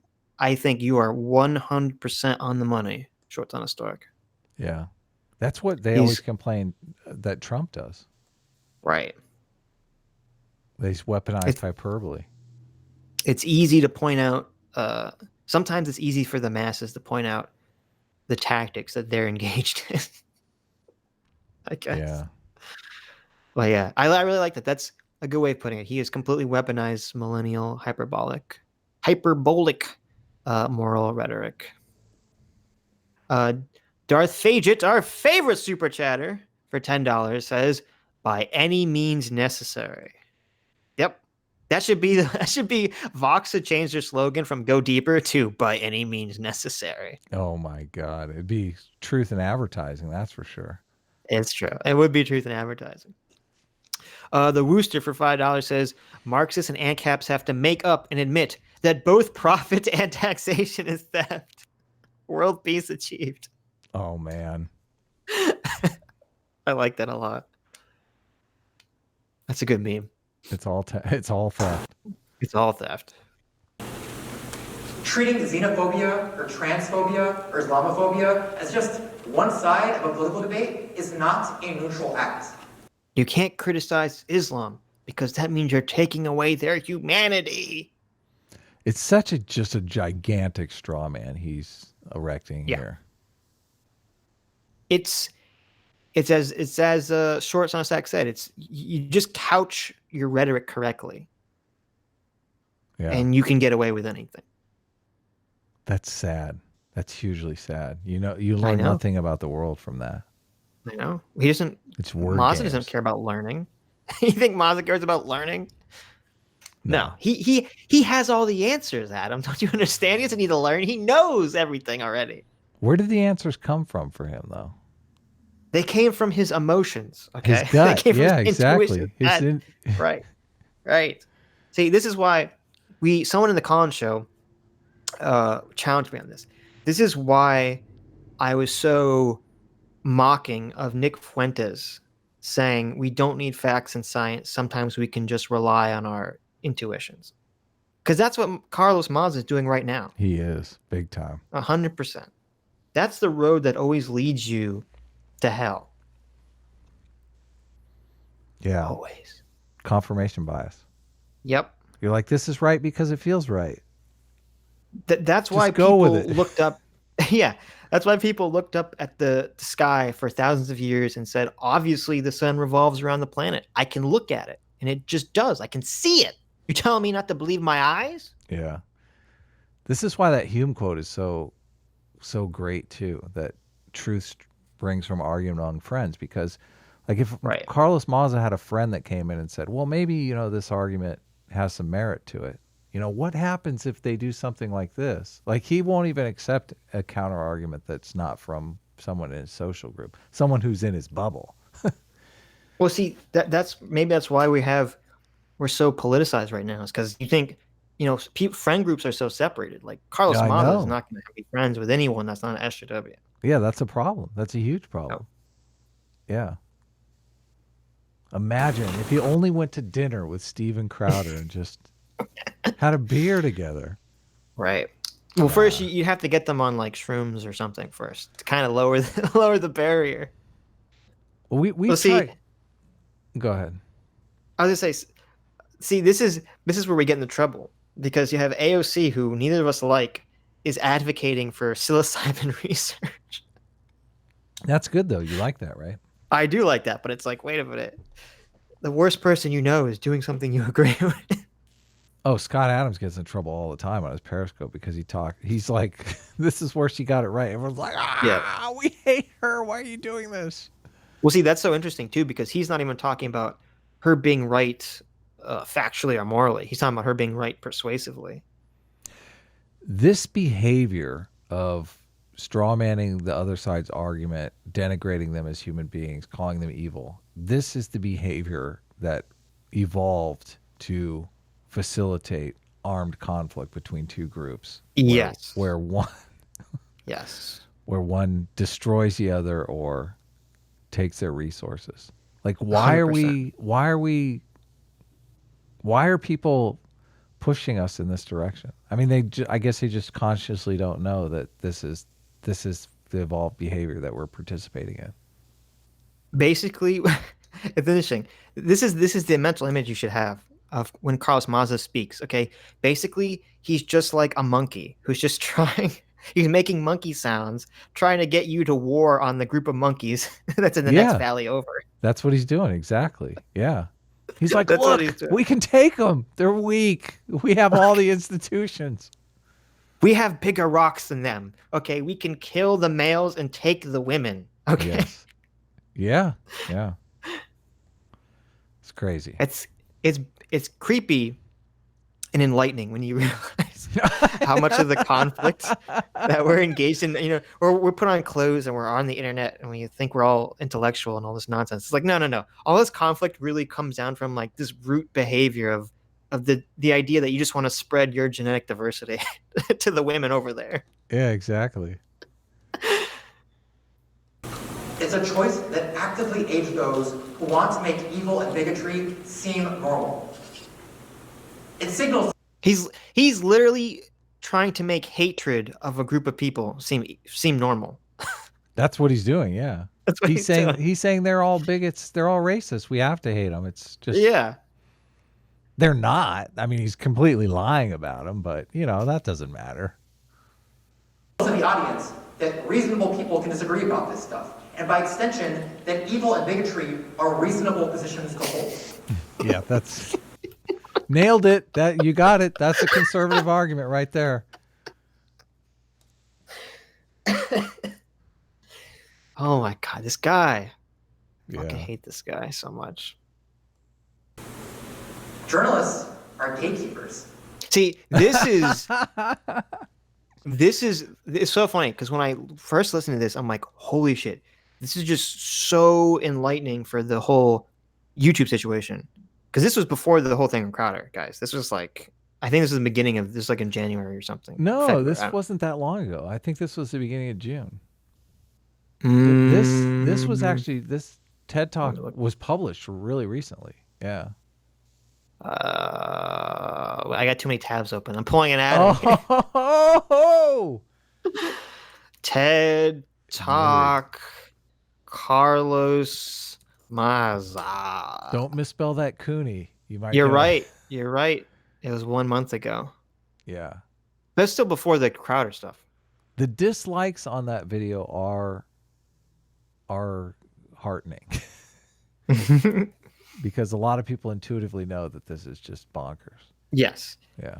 But it's funny because he goes in this whole thing about gatekeepers because he's like, that's he wants YouTube and journalists to just be the gatekeepers He does, of progressive values. That's what he wants. He's advocating for him to be the new priesthood. He wants to interpret the rights and wrongs of society for you. Right. Yeah. Man Faces the World for $10 says 5 personality traits are lenses to the world. Communism inherently attracts one of these traits in particular. Also, capitalism rules because it recognizes the inherent selfish nature of humans. Very true. See, that's always how I've believed regulation should be framed for businesses. Regulation should always be framed in how we need to get people's selfish desire for profit to be better for society overall. Yeah, you want to align people's motivations. Right. Yeah. This is why democracy works too, because exactly the Trump wants to win a second election, so he's trying to make 63 million people happy. Right, yeah. Right. That's a tough thing to do.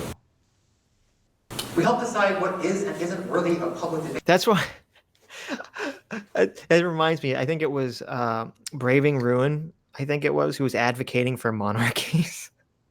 No, I thought that was Pragmatic Culture. Was it? I don't know. I did a debate with Pragmatic Culture where he's advocating for monarchy, and I actually exchanged tweets with him on it because I was thinking about it. I was like, why is this so? Like, why would you be advocating this? But I figured out that he has such a trust in his guy. Like the instinct is that, I want my policies, I want society structured in the way I think society should be structured. And I'm willing to risk that someone can turn on me because I trust my person so much that he'll implement my policies.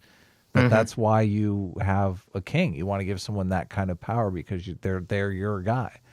Right. But I keep trying to point out that they're only your guy until they gain that power. Then they don't need you anymore. Yeah, then they don't need you anymore. Exactly. Exactly. And this is the problem of communism, because the communists always promise, they're like, we'll redistribute the wealth, right? We'll take the wealth from. But in order to sustain power, like, those wealthy people are the ones that are keeping you in power. So rules for rulers. Yeah, exactly. Handbook. You have to cater to them, which changes the entire structure of it. So that the thing that you're advocating for can never happen. Like, it's structurally impossible to happen. See, that would be interesting to hear, Ben Burgess or Hassan Piker or any of these commie guys. Is there any, what is their counter argument to Dictator's Handbook? I've heard none. Yeah. I don't even, that's the argument against communism right there. Yeah, it is hugely. Well, also another huge argument against communism is that who wants to start a business if you aren't going to get the fruits of your own labor? Right. They'll make an argument that we have evidence, and we do have evidence, that not everybody is motivated by money. And go ahead. It'd be super difficult. You could theoretically structure a society where people compete on the status hierarchy for something other than money. I just don't think you could get there. You couldn't get there now because it's too ingrained in our society. I think maybe only 20% of people are driven by money and competing in the status hierarchy, but they're the ones that create all the businesses and innovation that the 80% gain from. That's why I'm saying, that's my argument to the Ben Burgesses and the Richard Wolfs of the world is you're effectively saying, because 80% of people are not interested in money or status, that it doesn't matter in an economy. Well, you're ignoring the 20% that are driven by money and status and create everything. What the fuck? But I'm assuming, and I think he did say this when we talked to him, I'm assuming he would say that the 20% of the people, you could structure society so that the go-getters are fighting for status that's not related to money. Okay. I mean, I think you could do that. I I think you could do that theoretically. I don't think you could do that now. Because the idea of wealth is too ingrained into people's consciousness. But won't those people, because keep in mind that Ben Burgess is advocating for a planned economy. Won't they just go into politics where they control the money and status? Because your businesses are controlled I guess, yeah, that's true. That's yeah. So there would be no, because the capitalism has this public-private thing, which is kind of a good thing because it's like the separation of powers, which is so brilliant in the American system. Right. So, but I guess not to steelman Ben's argument. His argument is that all decisions must be made through democratic means. Like he's saying that he would call what I just said state capitalism, and he says that's not really socialism. Socialism is where companies are owned by a collective of people, and that people collectively makes decisions democratically, which I think could likely produce terrible decisions. Like my whole thing is, and this goes also into the argument on the lowering the voting age, because I'm conceiving of, like, I don't, the people that say the voting age should stay higher or even go higher, like they're advocating that only smart people should vote, right? Right. Which is the same idea as a planned economy. And I'm saying you don't have even if you have the smartest person in the world making decisions, nobody knows the future.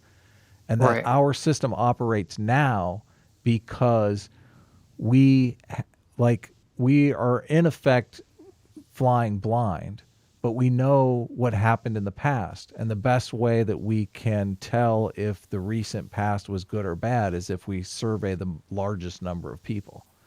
Right. So if you focus on just a few people who are really smart thinking about the future, you're going to get worse results than if you focus on a large number of people that can tell you whether or not the last 4 years were good or bad.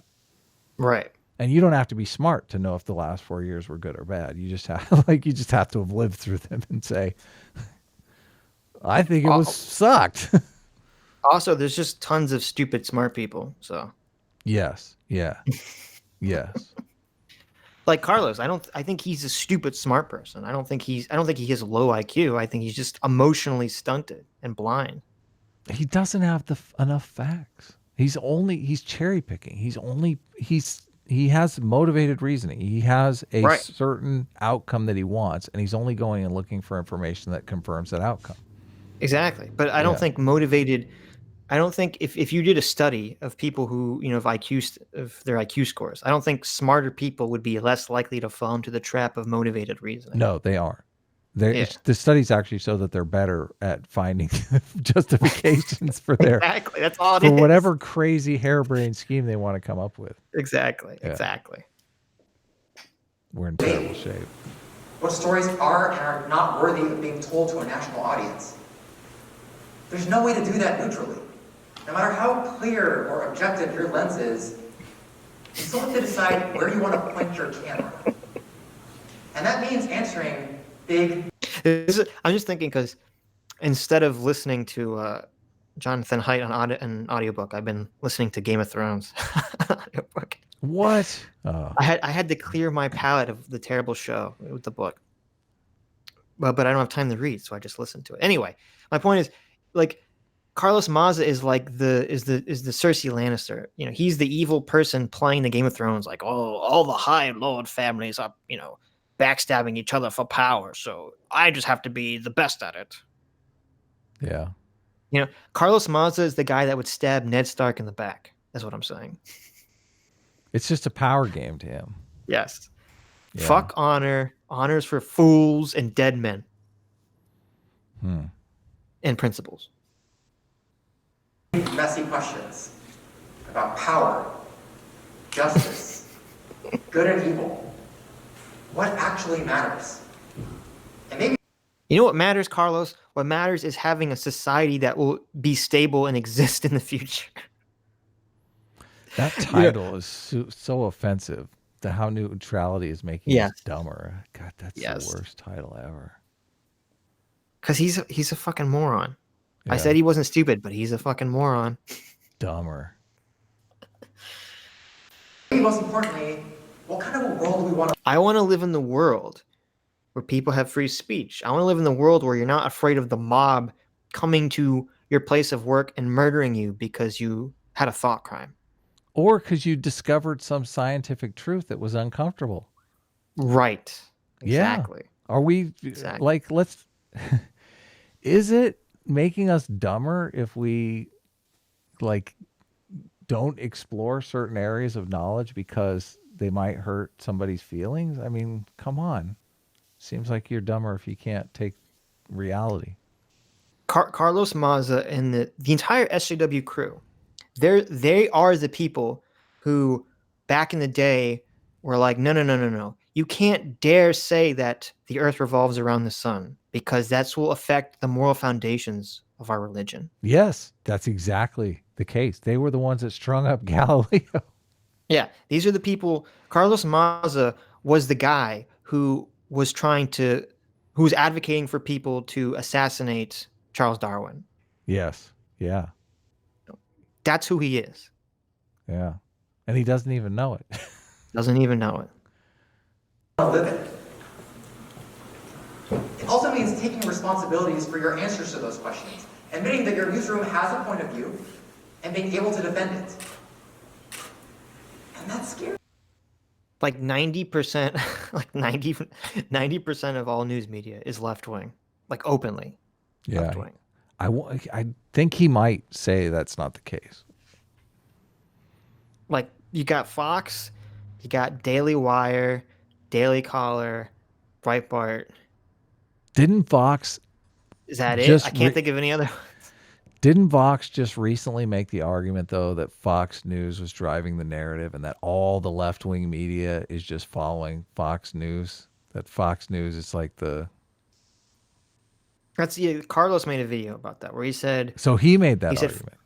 Yes, where he said, because Fox News will put some argument forth, and then all of the good guy liberal news media organizations will have to debunk it. Yeah. So. Yeah. So he's which isn't really even the way it works. What happens is because Trump's in power, Trump will say something, and then they'll rush to talk about what Trump said. Right. But that argument, that Fox News argument, is an argument that conservatives control the media. That's all I'm saying is that I see. He's making the argument that conservatives control the media. Like you just said, and I completely agree that the left wing controls 95% of the media. Right. But he will make the argument that no, that's just a misperception of us, that because Fox News, who controls 5% of the media, they start a narrative and all the left wingers are too dumb to create their own narrative out of it. They go ahead and gobble up whatever Fox is saying and repeat it and signal boost it. Yeah. So I guess it was Fox News that made the narrative about the fine people in Charlottesville, right? That was the Fox News narrative, right? Yeah. Yeah. No. No. Just go with it, Sitch. Don't try to debunk the argument. Okay. Nobody wants to become the next Fox News, and for good reason. There's a beautiful irony about how close Fox and Vox sound to each other. Oh, yeah. But it's worth remembering that neutrality in the face of evil and bullshit is its own kind of bias. It's a choice to give up on trying to make... No. Fuck you. That's not what it is.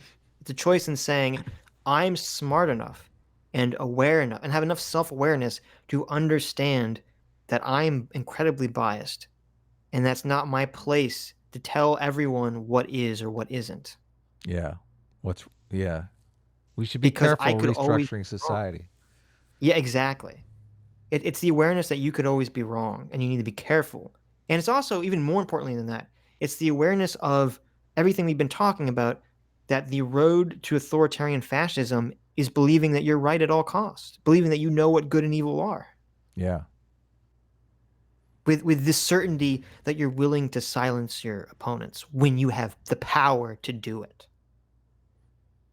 Yeah, man. Wasn't America founded on like the rights of the minority, like standing up for those that are what is it called when you're? The tyranny of the majority. Well, I mean, the Bill of Rights is based on that you can't that all people have these inalienable rights.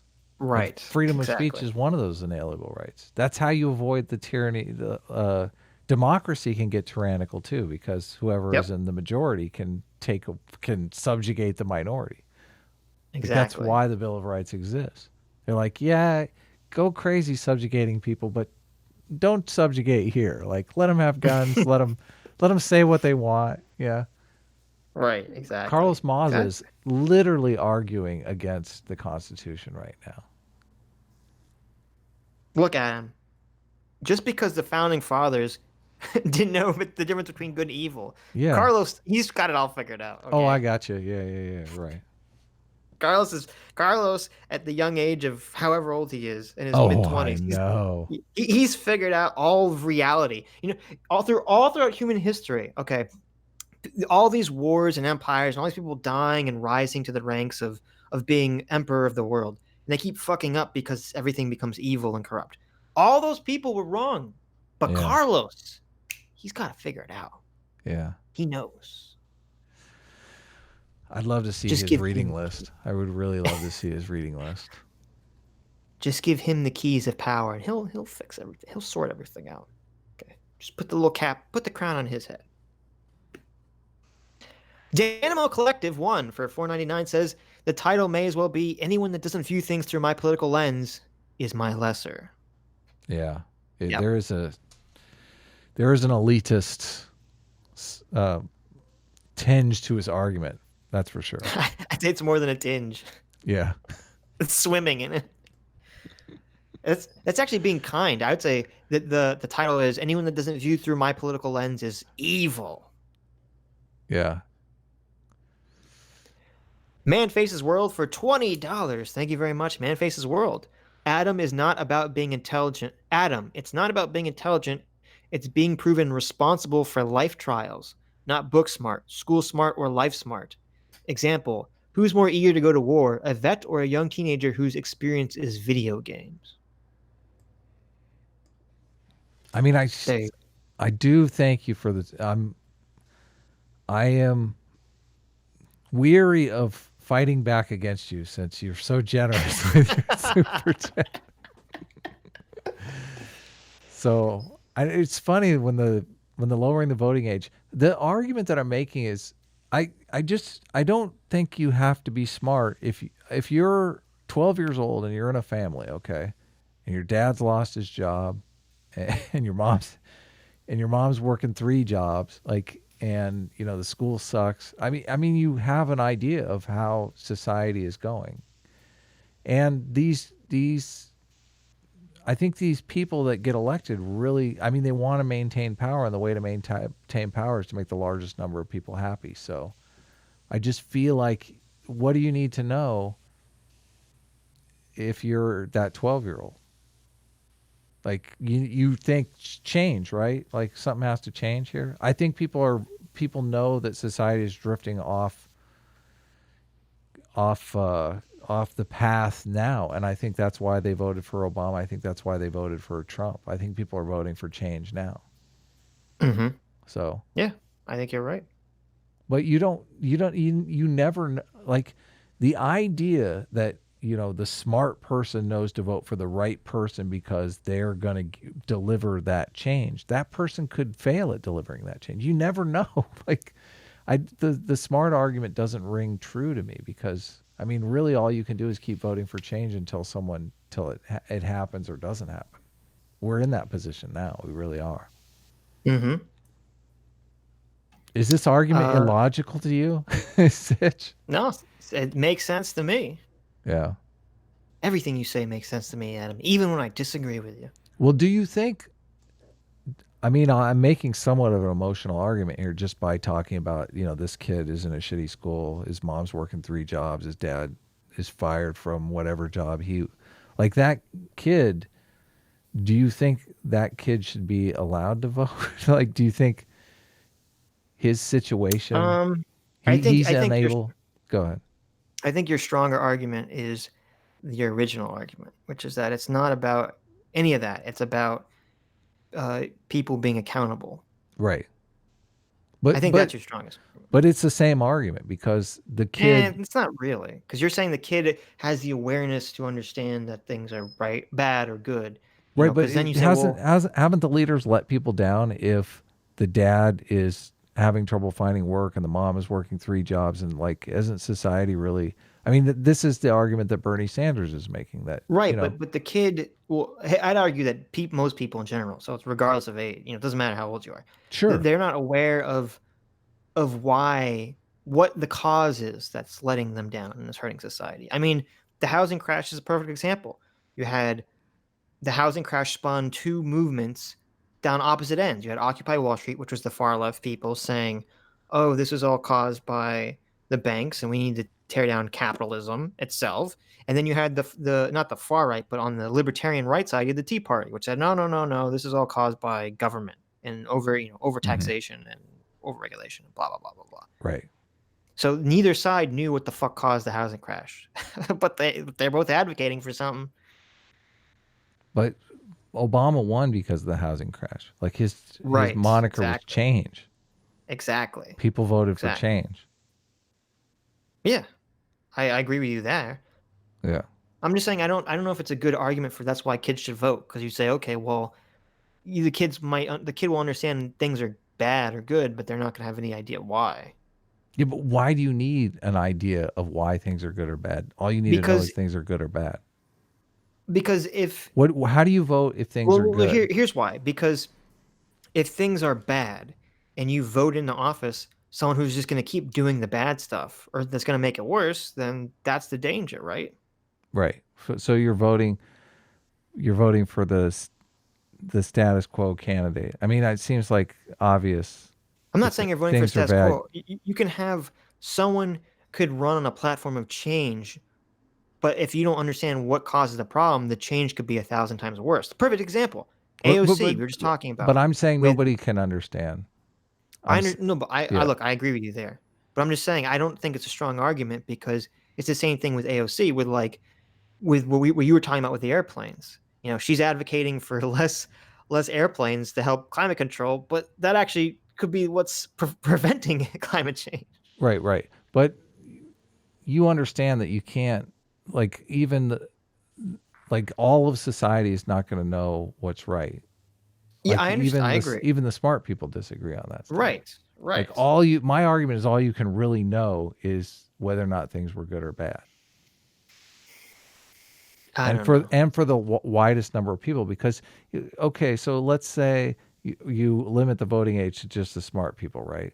And Right. Well, I disagree everything, with that. yeah, but people are advocating for this, and all I'm saying is that, I mean, roaming millennial advocated for this. Only the smart people vote, which is Did she? yeah, she was saying they should raise the voting age. People don't have Oh well, no, but yeah, but she the was mental saying capacity. right, right. But she wasn't saying there should be like IQ tests for voting or something. No, but I'm saying that if you only have certain people voting, society will inevitably be structured so those people are benefiting at the cost of everybody else. I'm saying that Right, is structurally how democracy works. right. So you want more people voting if you want more people to be doing better. Like there are people that will argue, well, that's like why, like we want society to do better for the smarter people, and who cares what the dumb people do? Like there are people that will advocate for that. I'm not one of them. Right. So, well, we're getting off path anyway, but I don't know. I'm not convinced by your argument. well, you can't be convinced because you can't. It's impossible for people to change their minds. So. That's true. There you go. There you go. Jarful of love for two Ozzy says lemon shark suicide. Which is awful. What is that? Do you know what I that don't is a know. reference? I was Googling it while you were talking and I couldn't find an answer. So you could He got us. Adam could keep his eyes on the chat. Maybe you'll explain, because I don't know what the fuck you're talking about. But I do appreciate the 2 Aussies and your continued love and support of the stream. Definitely. The opinionated one for $5 says, Maza is authoritarian. Left-right politics ultimately don't matter. It's his way or the gulag. Also gotta balance tyranny of majority and tragedy of commons. Yeah. No, I agree. That's always the balancing act, I guess, of democracy. Has to that's the tightrope democracy has to walk. So I think Maza does perceive conservatives as an enemy because of his sexuality. I mean, I would ask him about that. probably. Yeah.